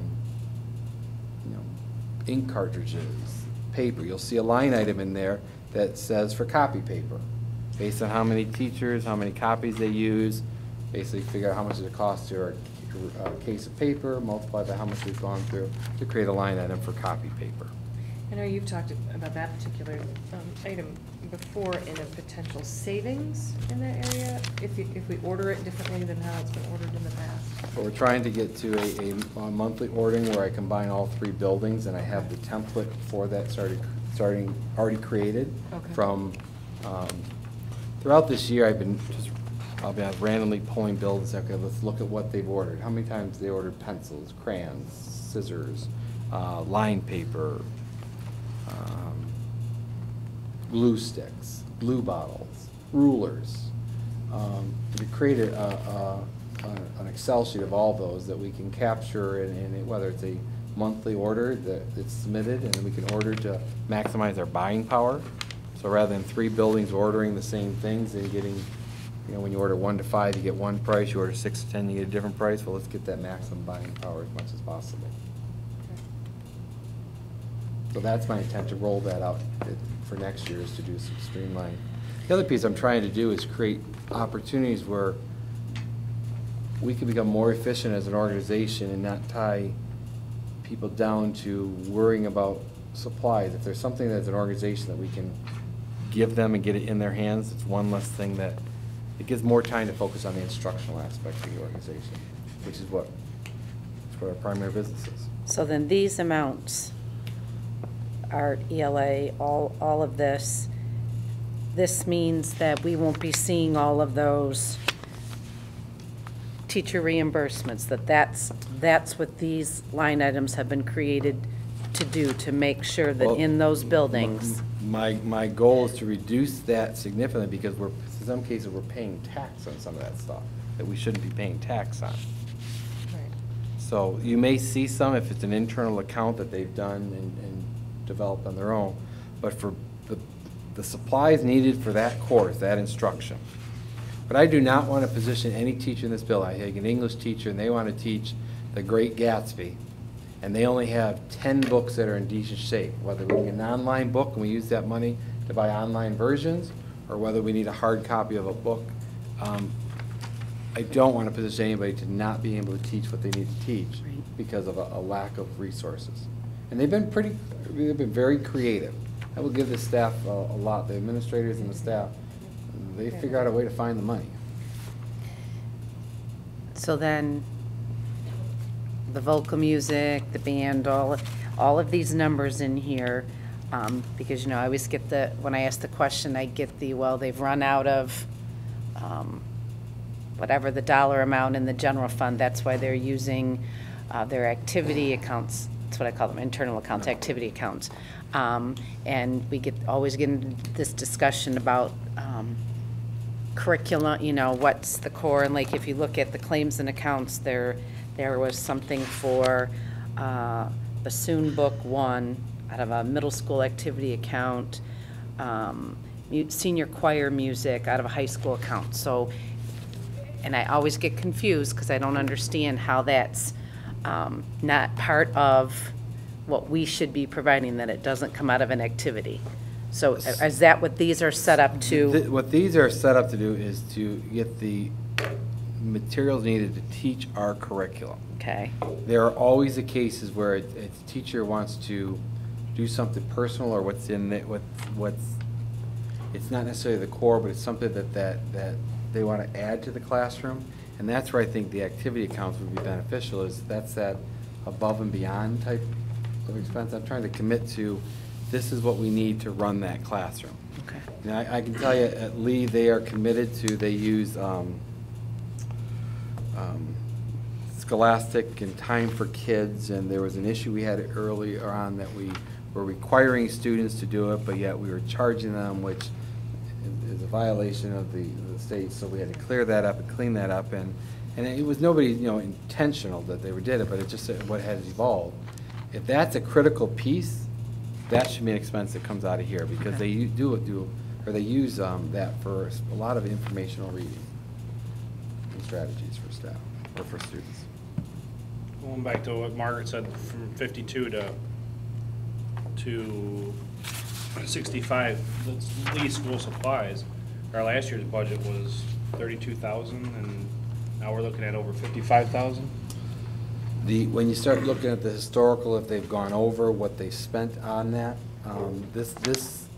it was our starting number to get there. But this doesn't show, this just shows us the budget that was the 14-15 budget, not what actually we spent. What line are you on? Correct, it's the actual, what was 52 to budgeted. 65. The actual number is, in some accounts went over. And so when it goes over, the first thing we do is, was it classified to the right account? It went over by 50%. That's, Well, if you remember, it always went over. We would get things that were being pulled out of Lee activity accounts, if you will, the last 2 or 3 years. Every time at Budget and Finance, it always went over. Always, every year. But we also decreased last year, did we not decrease teacher supply classroom money? We decreased that Voluntarily reducing that, I think, in the budget last year. if I remember correctly. So the next step on this process is to sit down specifically on the building level and say, okay, here's my starting point. Because I'm going by historical data right now. I'm going by with what actually happens in the organization. Right. Now we sit down with my team and say, okay, let's look at it. Is that a realistic number based on what's been happening year after year? Because when you look at it, we're still not there yet. And you look at that, we're still about when you look at FICA and Benefit, we're probably about 220, 230 still off from getting to zero.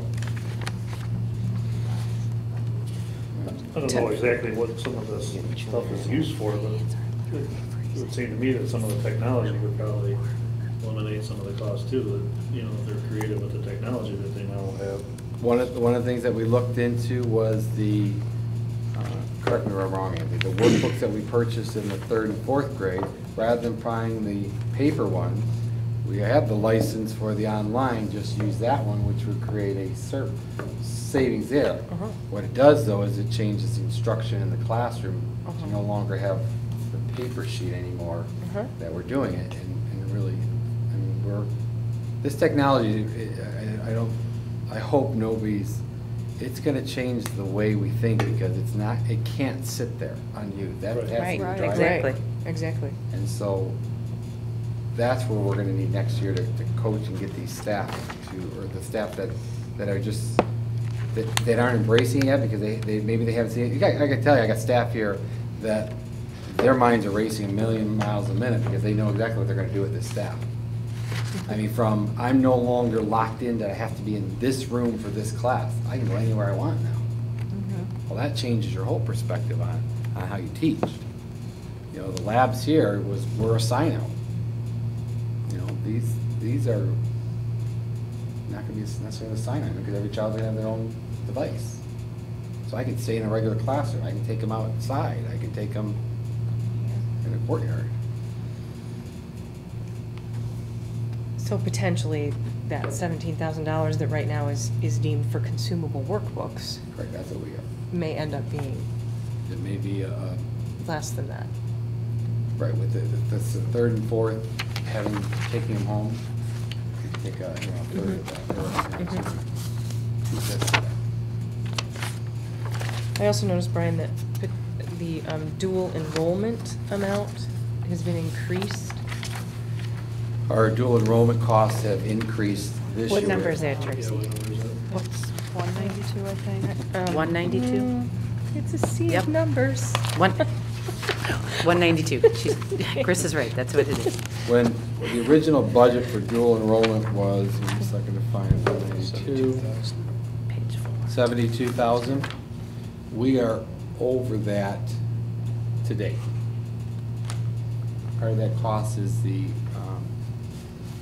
course, and by law, we're required to, I mean, a child in their high school career, I shouldn't say a child, they're young adults, but you take 1 at 9, 1 at 10, I think 6 or 7, they have the option of taking 6 or 7 courses. that's one of those numbers, it's an unknown until the child. It depends on who takes them, Correct. right? But by law, with dual enrollment, they can only take so many of their 9th grade, so many of their 10th grade, and it grows up each year. Right. And the groups that are in the high school now, I think that changed 3 years ago, 4 years ago. Was it 3 years ago? So, you know, we'll have next year 4 years of all the kids in high school having dual enrollment. I think projection-wise, that would, I would see, be our cap of our cost for dual enrollment. Because if everybody took their maximum capability they could do in high school, we'll have their 4 years of the high school reflected there. Do you know any numbers as to what percentage of students here do dual enrollment? Off the top of my head, I don't know. I'm going to refer to Vicki or Deb. Do you know how many students roughly dual enroll? I'm going to say 30, 35. We're right there. So you got to figure the courses, and it's a per semester that they're dual enrolling. So They it's can enroll 38 over the per summer. semester? That's per semester. Yes. So you got 30, let's say 30 the first semester, 30 the second, and you got some. So we have to look at that. And that number of how many courses they can take is dictated by what the state authorizes.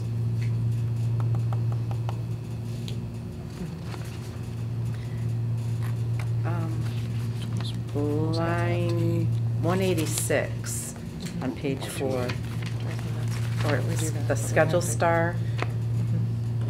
What are we doing? Isn't that the athletic scheduling? Isn't that what schedule star is? That would have been the chart. I think it's going to appear now in the 293, which would be your athletic account and purchase service down there. Oh, so it means, it doesn't mean we're not doing it, it's just Correct, coming correct, out of that and correct. going to a correct? Correct. Okay, okay.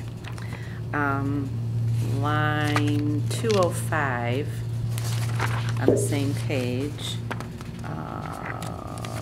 graduation, $8,000.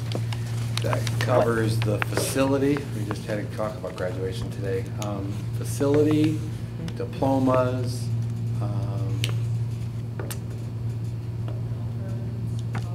programs. Say it again?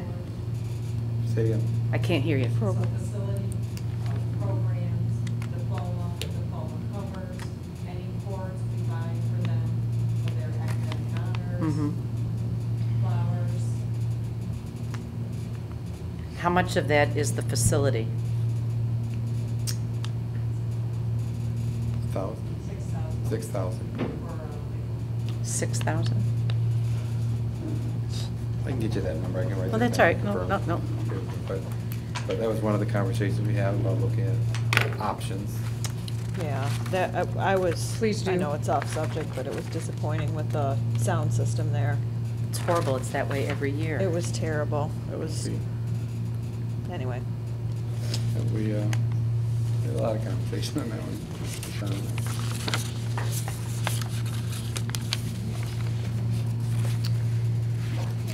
So Brian, if we go back to the first page, just when you're talking, eliminating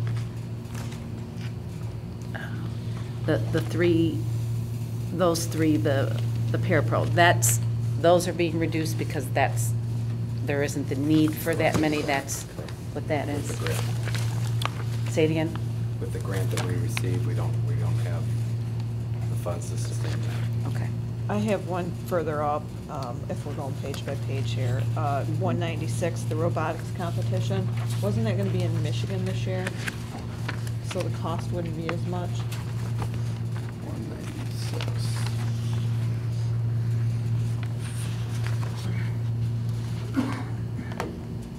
Didn't the robotics team speak to the fact that it was going to be in Michigan and Grand Rapids? Was it for 2016? I thought 17 was Yeah, gonna be in I didn't Detroit. think it was this year coming up. I thought it was. It's a lot of money, $10,000. Those are some of the decisions, because when you get to the state meets, that, I think last year we budgeted 5,000. with the numbers that have gone on to states and the parameters we gave them, kind of covering 4 kids to a room, food allotment, and then transportation, this year we are nearing about 16,000 in state meet competitions. 10,000 of it's going to robotics? No, that's in a separate line item. Oh, okay. So that's No, gonna be, that's what we those are spent some of this the year. decisions that we're gonna, that I'm working right now to start making, okay, if we're gonna reduce that, what's then the impact going to be? Because where we're at, reducing a couple thousand here, or a couple thousand here, we probably could get to with supplies that you mentioned. I'm ballparking this, I would say easily 30,000. Right. But now when you start looking at programs and other options, the way we operate. Again, this is assuming we operate for business as usual with all current contracts. Well, and You know, I will have a little savings in transportation because the current person that retired was an Richmond Community Schools employee. The next person that comes in is a PCMI employee. So there's a little savings there. Nickels in the big scheme of things. Well, and it's something to look at when you're talking about that amount of money for academic excellence trips, athletic excellence trips. It all started, years back when with the wrestling team was going and they would come and ask the board just before they went, for money. So the board decided at that time, let's set out a dollar amount. And now it's gotten bigger, robotics, Right. we've been very successful, and so I think it's something as a board to really look at what can we truly afford by still honoring the excellence, but what can we truly afford in our budget, and here's the dollar amount for, because I know Brian now you have an academic line and you have an athletic line. What is it that we can say this is what we can give when you get to that level, and that's what it is. Going with whatever the criteria is for meals, staying over, what have you. I mean, it's wonderful that we have such success, but it does come at a cost if we're gonna continue to stand and support. One of the things that I'm looking at, because this year was our trial year with the stipulations on criteria. Right. One of the things I talk about is days of the event would cover those. What does that do on the other side? Does that become a split cost between whatever the organization is and the district? On the days events, we can cover this stuff for the time between the event. But sometimes, I mean, those are decisions that we're gonna have to make and be somewhat fair and consistent among all groups when we apply it. And that's, this year's been a learning curve for us in terms of how things have been handled. Sometimes they don't go to the breakfast. They eat at the hotel. I know the golf team that went to Lansing. They got their meal included in their hotel, so that's a reduction in the cost because they don't need to pay for the food in the morning. But still, isn't it a conversation and something, if this is the dollar amount that you're saying to put into the budget, is that what we want to do as a board? What you're saying right here, do we want to do that for next year, or are we looking that we want to do something different? Because if we are going to do something different, if that's what we think, everyone needs to know we don't want to run into the problem that we had this year with the message not getting across as to exactly what was being supported. This is the piece I want to make sure happens. The group is too. that I mean, you could have a large robotics team, or you could have, you could have 7 people qualify for art states, or you could have 3 that qualify. And so, is it a per person parameter, or are you putting a flat dollar amount on it, or? Are you asking me that? I'm just saying. That's some of the things, that's the discussion is if that 10,000 is too much, we're cutting in half. Now it's my job to figure out, that's what I have to spend, how do I communicate? Because I think that the piece that's missing is when it's budgeted and you guys hit the gavel and you approve it at the end of the month, this is what I gotta live with, and I gotta get this communicated to the organization that that's all we have to live with. Or if you're gonna go beyond it, you've gotta figure out another ways of raising it. And that's where I think you may see some of those internal or student activities accounts being utilized if they've already exhausted this dollar amount. Well, and to make sure, you know, as I know you would, you know, there's a lot of these kinds of things happen in the spring. Right. But there's money left. You know, and so you want to make sure that there's a system in place so that those things that happen in April and March and, you know, that those are taken care of. It's not all. I'm used to, eaten up in the fall. in a budgetary cycle, and I don't know how it would work here. Yeah, that's your total budget, but you're only allocated X number the first quarter, then you're given your second quarter budget, so it's not, because what I don't want to happen is to create an environment or culture that I either have to use it or lose it. Right. It's not about, and that's a caution I have, because if I know it's gonna get cut, you know, people's natural instinct is, okay, I need these resources, I'll just buy them and get them for next year, and we're pretty good at here, I think. When we did the spending freeze this past year, I think it was in March, you know, people come and said, this is what I need, and it's been approved, and it's been, this is what I need to keep the programs going. So the idea would be about that particular area, you know, if we said, you know, we can cover 50% of housing, and maybe the organization, like whatever, the kids have to pay the other half of housing. Maybe that's what we can afford. It's those kinds of And that's where we're at right now. things that you would have. Is really looking at staying within the means of what we can afford. Still honor them getting to that level in that competition in this case. But when you look at this, if you take all the payroll out of here, that's probably 80% of your budget is all the payroll stuff. And that's typical. Right. I mean, that's. So we're looking at the typical. rest of it, say, okay, let's take, 20% off all the supply accounts right now. What would that give us? And now that it's in this format, now we can run all the scenarios. Certain things I can't obviously change. There are certain expenses that are fixed for us. Healthcare, some are increasing.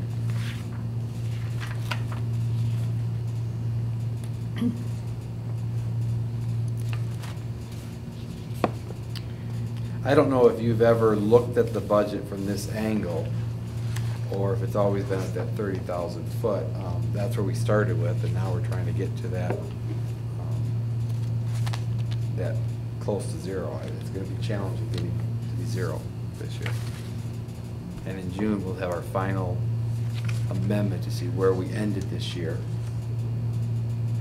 And if one of two situations, well, one of three, we were right on target, we're better off, or expenses came up that we didn't expect, or came in less, and we got more money, or we got less money in the fund balance.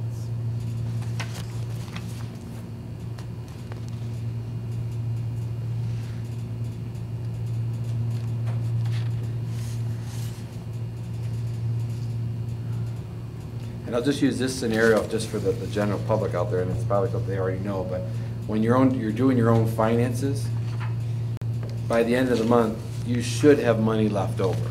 All right? And that goes into your savings account. Some months you don't, and you got to borrow from the savings account. This past year, we borrowed from the savings account to balance the budget. You can only do that so many times before that savings account disappears. Didn't we the year before as well? And you've probably done it the year before, or I mean- the year before. I mean, yeah, it's So a eventually trend. that It's a savings trend, account yeah. gets smaller, and then you're having to make program changes. So that's why we're trying to work smarter and more efficient.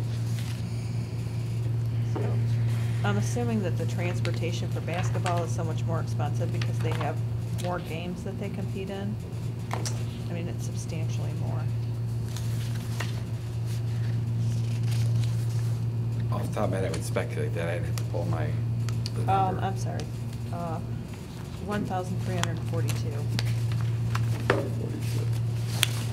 They have more in-season games than they do where football has 8.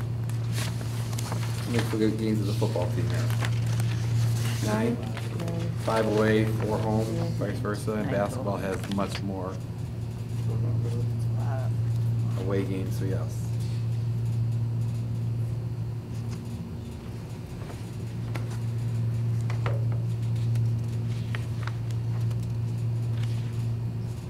I will note, when you look at the sports section, you will see freshman softball.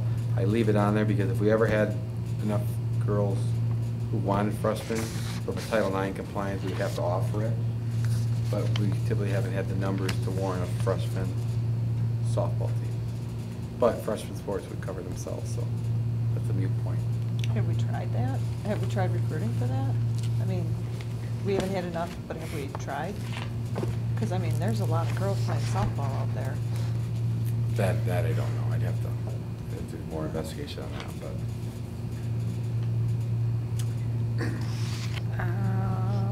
On page 12, starting at 665 towards the bottom, just getting into the Schedule B, you said starting 219s were academic Schedule Bs. Yes. Can you just talk about those? In the. ES is elementary Yep. school, I take it? Yes, ES is elementary, MS is middle school, and HS is high school. You'll see like line 2664, if you go across, there was 4,000 budgeted this year for the academics of Schedule Bs. In the contract, what this represents is if we ran everything in the contract, and actually there are Schedule Bs running with an agreed upon amount that aren't actually listed in the contract. But if we ran them all, this would be the cost that we take. It's a, that under the FTE column, you'll see that percentage, like for instance, the additional slot at the elementary school, which is allowed for creativity or unique thing. We pay 2% of a certain rate in the contract, which equates to about 750-ish. So So these are all listed as the Schedule Bs in the contract. You'll see additional slots. And then in the column before it, you'll see currently what personnel hold that position. So there are some that say open. Well, if we're going to choose not to run that next year, then that instantly that becomes the savings in the bottom line. But the ones that are blank, that means they have the ability to have, there's something there, but it's just not been considered a Schedule B. Is that what you're saying? And so that would be the Lee School's chance to have those slots filled? Is that what that means? If we're going to allocate dollars to pay for that as a district, yes, the contract allows for additional slots that if it's not specifically listed, like there's yearbook and there's art coordinator and there's all these others that are listed in the contract. There's also some flexibility that if you had someone who went maybe, I don't know, clay sculpture class, and just something off the underwater basket weaving, and we don't have a pool. You know, if there's an interest to do that, you know, there's several teachers who are volunteering to do things right now that aren't getting paid. That might be something that, if we want to say, okay, at Lee, as a district, we're going to allow 3 schedule, and this is where I need to, that's my next step, is to define these to the next level with the administrative team and say, okay, at the middle school, we need 6 slots. I just pick 6 out of the number. What are those 6 going to be? Everything else now becomes a savings for us in the budget. But if we ran everything that's in the contract, that's what it would cost us. And we have the discretion to pick and choose what we're going to run out of that. The only thing the contract says, if you're going to run it, this is the amount you pay.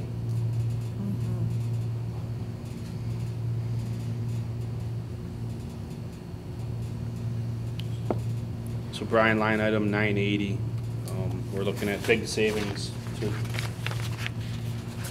get us to a 0 number. Do we really feel that the assistant principal is needed in relief?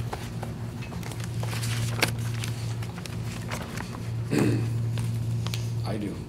From the perspective of that building is it's going to have 500 kids in that building. And to do effective evaluations on every teacher, manage the PBIS program in that building, run the early childhood center in that building. There needs to be a divide of duties in terms of who's responsible for it.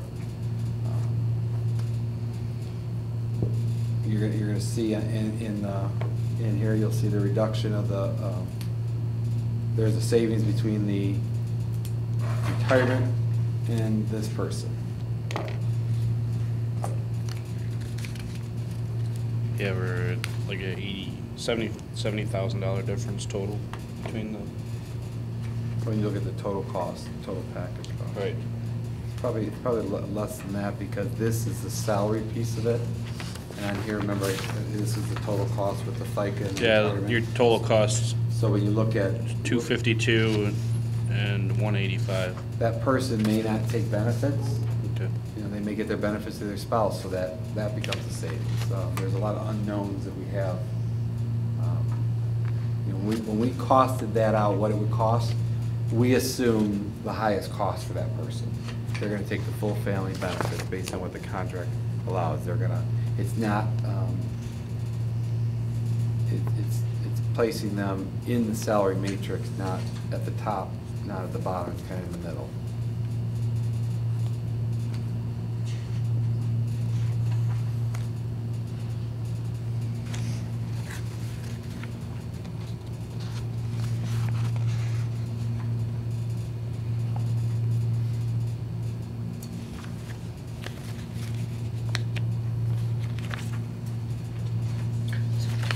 So is custodial, that's in here someplace? Custodial Yes, contract? custodial is.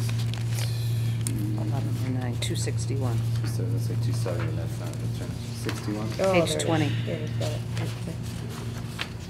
So on the custodial, you'll see one that, there's a one-time cost that we have this year, a performance bond that we won't have in the future, but that's a safety that if,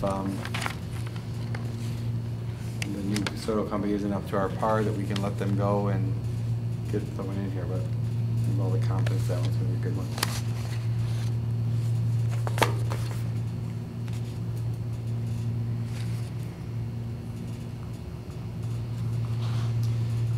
You'll see this division, you'll see building repairs, you'll be building supplies, that's, you know, some of that's our paper towel, toilet paper, garbage bags.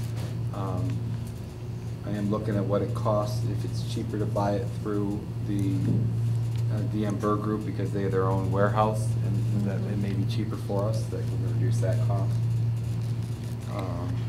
You know, I started listing the costs. We've got building maintenance, we got doors that still need, handles that need to be fixed, we got painting that needs to be happened, though they can do some of that, there's still some supply costs, we've got just maintenance of stuff that needs to, that we have to, it's gonna become worse if we don't fix it or maintain it. You know, when you have a heating and cooling issue, we have now that we turned off the heat, several months ago, or a couple weeks ago we did, the middle school has one seal that needs to be fixed because now the pipe's not pressurized. I may not be saying the right term, but that seal's gotta be fixed. That's about the cheapest estimate that we got, I think, was about $5,000 just to do that. Number 1154, page 21, that's the liaison officer. And you said that that amount now is all going to be all general fund? Correct. And it'll be $10,000? Correct, that's what we pay. So just, I mean, the advantages to that $10,000, the disadvantage if that was something that we did not do, because we did not have a liaison officer for quite a while because of funding. When it was however long ago, it was cut, whatever the city paid part, we paid part, whatever, however that ended. A grant initially, is that what it was? Okay, so we didn't have it, and I don't know how long has it been that we've had the liaison officer back? 3?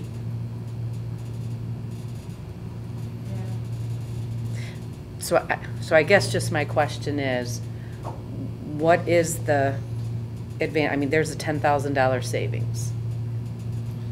that's where, like I said, that's where my next step is just, I need to sit down now, line item by line item with the building, like Ms. Vachon for this one, go through and say, okay, let's look at this. Let's look at yours. Where do you see changing behaviors?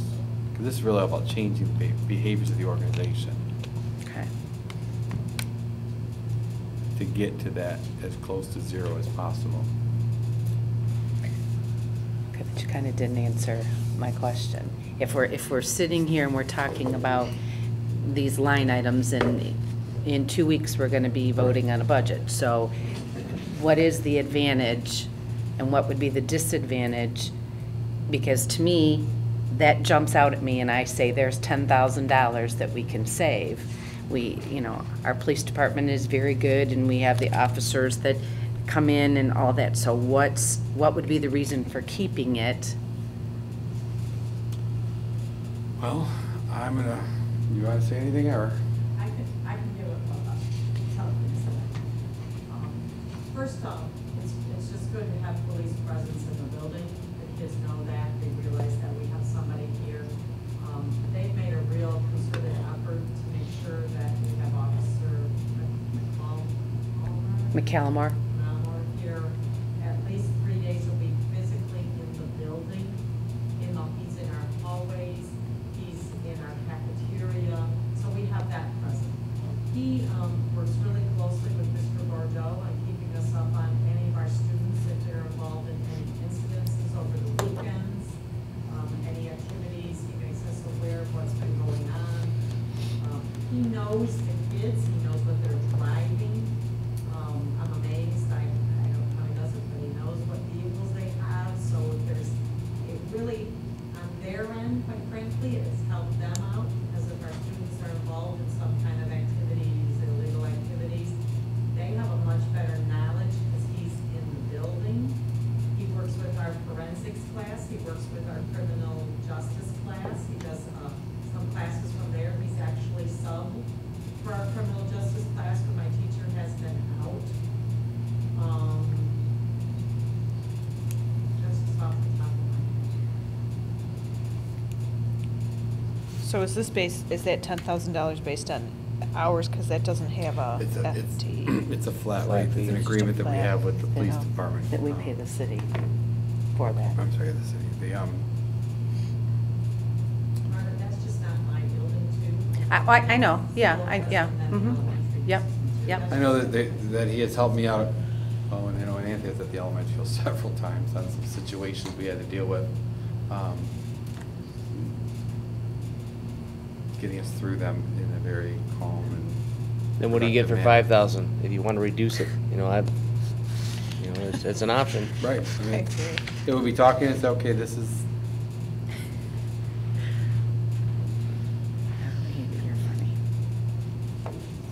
So my hope in this is in this week's newsletter, I'm going to give you now the next phase of this budget.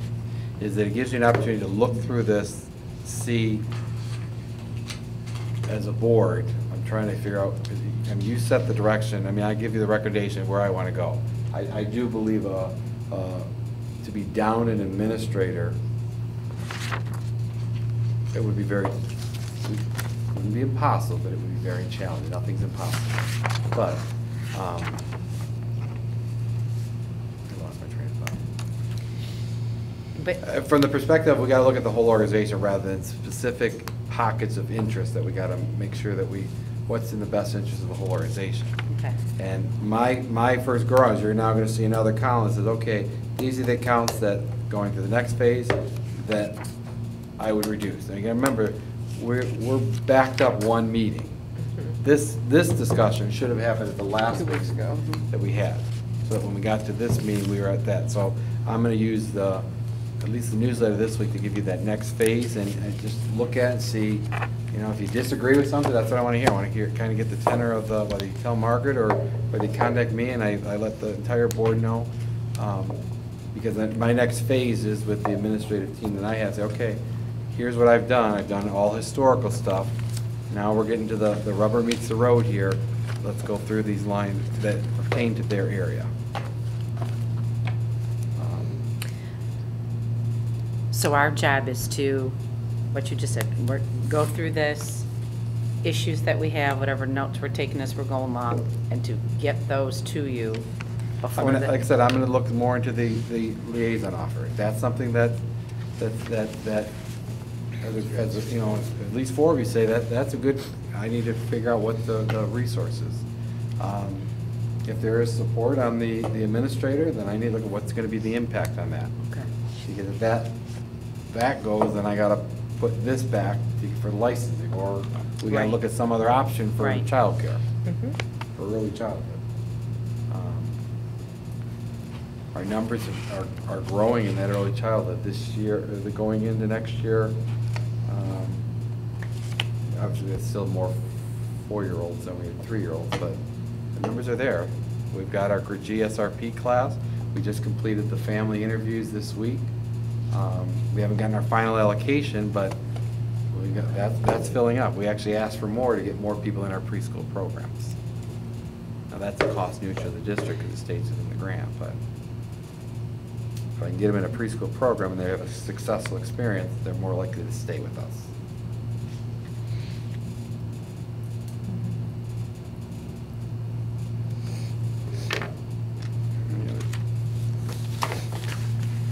Okay.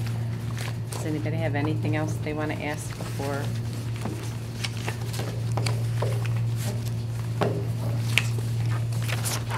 So then, this week, Friday, I will send you the next column over with some adjustments and to get closer to that bottom line.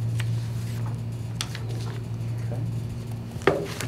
And these are all, just that these assumptions are based on status quo with contracts, so that's going to be the issue. Because I don't know where they're going to fall in negotiations. Okay. Moving on. Public comment portion of our meeting. If anyone would like to address the board, they can come up to the podium. 3 minutes. All we ask is that you give us your name, and if there is a question you need answered, leave your name and telephone number on a card, and someone will get back to you. Anybody? Okay. Next, consent agenda items. Terry, do you have passing? Motion would be in order to approve the consent agenda items. Oh, you wanted us to keep. Yeah. It's getting late. That's all right. As presented.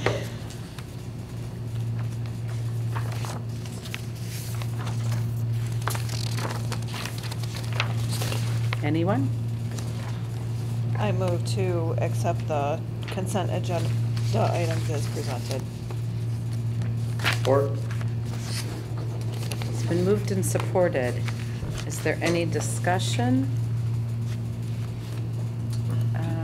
Do you want me to answer the questions you had in the discussion? So there's a couple that I still need to find the answer for I don't have. Okay. But I have some. Okay. Yes. Here's mine. There was a couple questions that came out through the claims and accounts. Check 417323. It's a reimbursement. The sales of the tickets go into this account, and then they pay for the stuff from this account. Okay. For the theater program. Check numbers 41724 and 41770 regarding images. These are signs on the softball advertising banners that they, as part of their program. I got to look at the signs. I don't know if they follow our policy, so that's one I have to follow up on that I did not have the answer for this one. That's what that second one's the same Correct. question. It's regarding, do they follow the district policies about being put up? Print all is, again, it's sponsorship signs. There's several of them, Ward, Shepherd, Active Tree, etc. Again, I got to look at the policy because I didn't have a chance to look at the policy, so on that one. Dahlias, 41733, they are behind in billing us. We have been calling them. That bill is for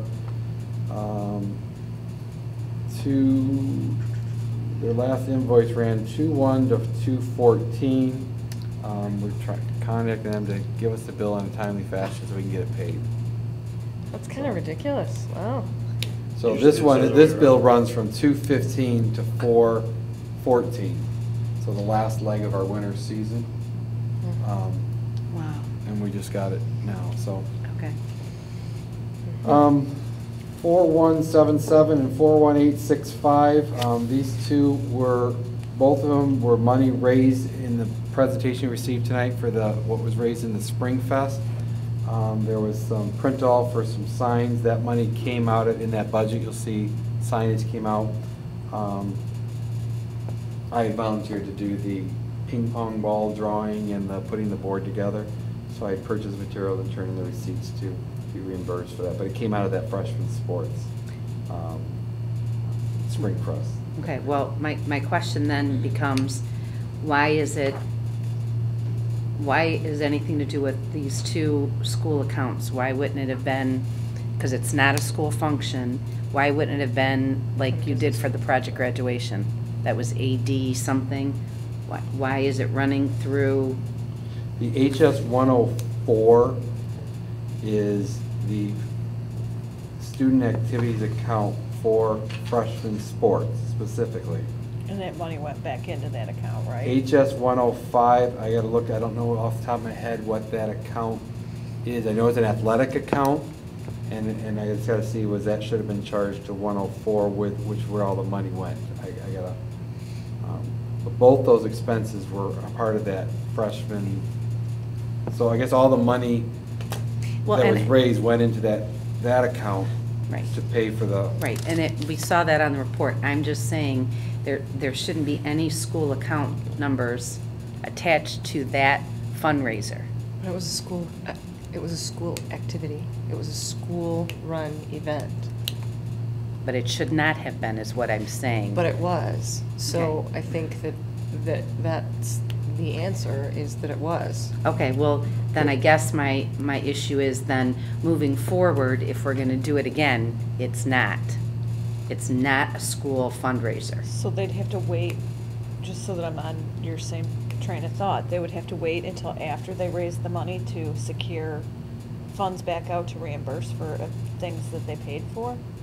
Well, sure, it would be like any other fundraiser, whatever money you make on the fundraiser, you take whatever your expenses are off the top, and then what's left is what you made. I understand that concept, but I'm saying that there's expenses sometimes that are up front. Then whoever's before we running the raise that. fundraiser, which is not Richmond Community Schools. But the money goes back into that account. It should, the fundraiser itself is not a Richmond Community Schools fundraiser. That's how it was run, but that's not, freshman sports was cut. So they should have kept a working budget. There should have been an account like Vicki set up for project graduation. It's an outside event, but they were using our tax ID number, correct?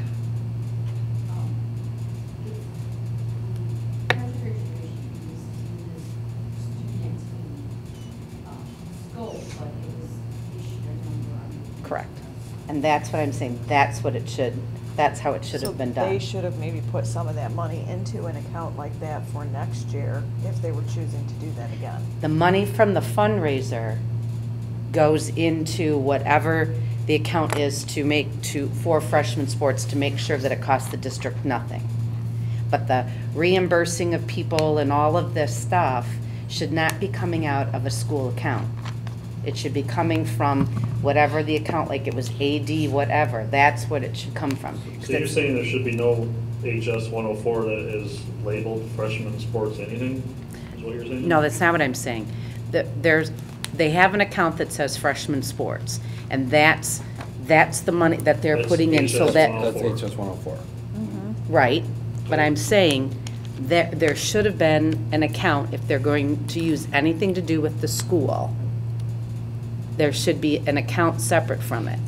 But what I'm saying is it should be an event that is run by the athletic boosters, and the athletic boosters in turn, whoever they have to reimburse, they reimburse, and the money that comes into 104, 105, whatever it is, if that's the freshman account, whatever the proceeds are, that's where it goes into. So if I'm hearing it, if I say all the money in this case, expenses, everything goes into the athletic boosters, their own personal account, they then turn around and write us one check for the $11,000 that we then deposit into our account. Is that Yeah, what you're saying? that's a fundraiser run by an outside group, because we are not fundraising Richmond Schools for freshman sports. That is not our responsibility, but that's how it Margaret, was portrayed. What has happened in the past, and you and I were at the meeting where the funding for freshman sports was eliminated. Freshman sports was not cut, because I remember the language that we were all up in arms about that language being out in the community. You're right. What happened is Our the funding for it was removed with the possibility and the hope that community members and parents would raise the funds for those programs to still happen. Correct. That's what I left that table how many ever years ago, believing and thinking. Right. That subsequently has not happened. though. Correct. So what has happened is that athletic directors have come to us with a plan that has included events happening here at school. And the profits from those events happening here at school have gone to cover freshman sports. So this event really technically isn't any different than those that have happened in the past. I left the table, 4 or 5 years ago, thinking something very different was going to happen. That, however, has not happened, ever happened. So I don't know where we're at with it. My thought was that parents were going to be the fundraisers, not the school district. Correct. That And maybe was that's my ultimately thought that's about it really all. what I'm saying. The school district was not doing the fundraising. Right. I'll just say that on this particular one, that I misinterpreted because, right, because I went to them with the idea, based on our January meeting, that if you're coming to me in June and you don't have the money sitting in an account, we're not running freshman sports. Right. So That's how it was supposed to have been, but that's Right. not what So had been happening. What happened was, Mr. Benoit and I got together, put our heads together. If I remember walking in the hallway with Mr. Bartel, said, what about this idea?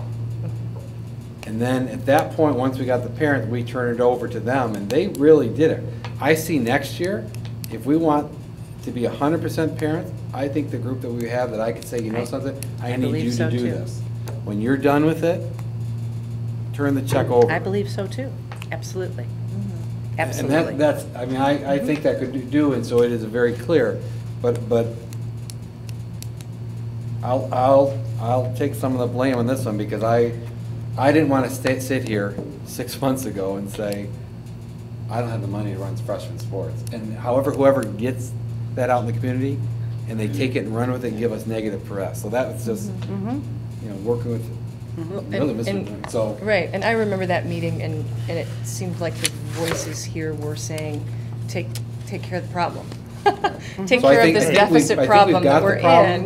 We've and got so a niche the problem's been solved. that we can now Right. give over to this parent group. 'Cause I mean, like I said, other than file the raffle license and tape the tickets on the board, that's really all I did. And they Well, now could do that themselves. But I'm not so- saying you did anything. No, and I'm what not I'm saying you is, have we to now are in a take position blame. that I can turn it over to them, so it can be truly the parents raising this money for That would be great. freshman sports, so that they can turn around and issue a check. So, and I think now that everybody's on the page, we've been open and honest with the cost, we've been showing it. Yep. Yep. There's Yep, no- we there's finally no got hidden- some there's honesty no- after Mr. there's Benoit no came on board. Yes, Hidden cost here. yes. That's correct. Peripheral vision, this is the one we had to, those buttons that you press in, the amplifier phones, they were raised too high, and during our civil rights audit, they had to be lowered for handicap accessibility. We've done that at the board office. I think Lee had it low. Did the high school have it done here? No, we combined the button. we still haven't got the door up, but it started to, I can't remember. Mr. Renier on the 41859, he paid for this and then turned in the receipt to run through his student activities account to pay for the dues.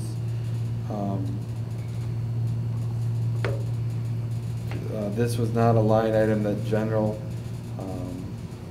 fund would cover. So when you look at the activity in this line item budget, the general fund covers the position, but we don't have line items for the supplies for any of those Schedule B programs as a line item in here. So the advisor has to pay for their dues.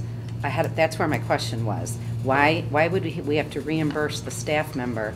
Why wasn't a check run? The due, yeah, there's the annual form that you fill out. That was my question. Why would a staff member have to put that money out for dues for Honor Society? Of course, I don't know the answer to that. Okay. The Pioneer Athletics shutoff valve next to, I haven't 100% confirmed this, but I know there's an expense. Next to the dugout at the baseball field, there is a spigot that water turns on when it's running with the sprinkler system. Several years ago it was cut. That needed to be fixed, so we had to fix the spigot. It used to be a dedicated line, and then what I'm hearing is it got cut and they got tapped into the sprinkler system line, and so when the sprinklers are running, then you can run the water. So that had to be fixed. Okay. And the last. That was it? That's it. Yep. Thank you. Did anybody else have any claims and accounts questions? Okay, it's been moved and supported. All those in favor, aye. Aye. Opposed? Motion carries. We pass back the closed session. Chris? Carrie? Okay. Can I interject something Sure. before you close? Yep. First of all, I owe you an apology regarding the policies that were supposed to be tonight. When I was working on them over the weekend to double check them, I didn't have Chrome on my computer at home, and I had trouble uploading them to the website from Internet Explorer. So I was planning on uploading them on Monday so that you had a chance to just, and I was going to go through them tonight's meeting, kind of give you the description. I wasn't asking you to vote on it.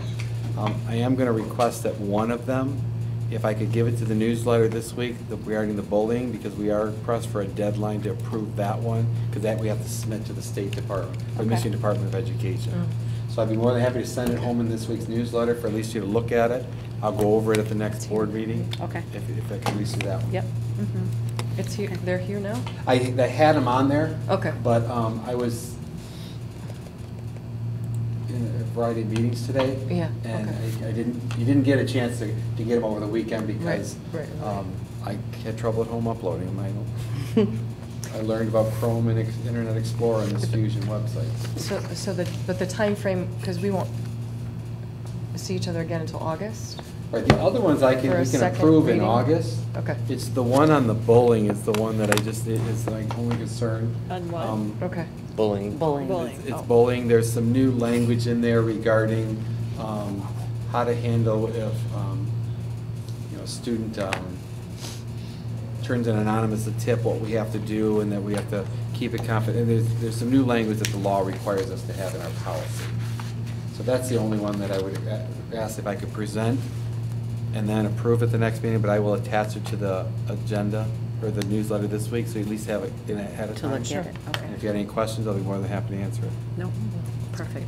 Thank you. Okay, we are adjourned at 9:58.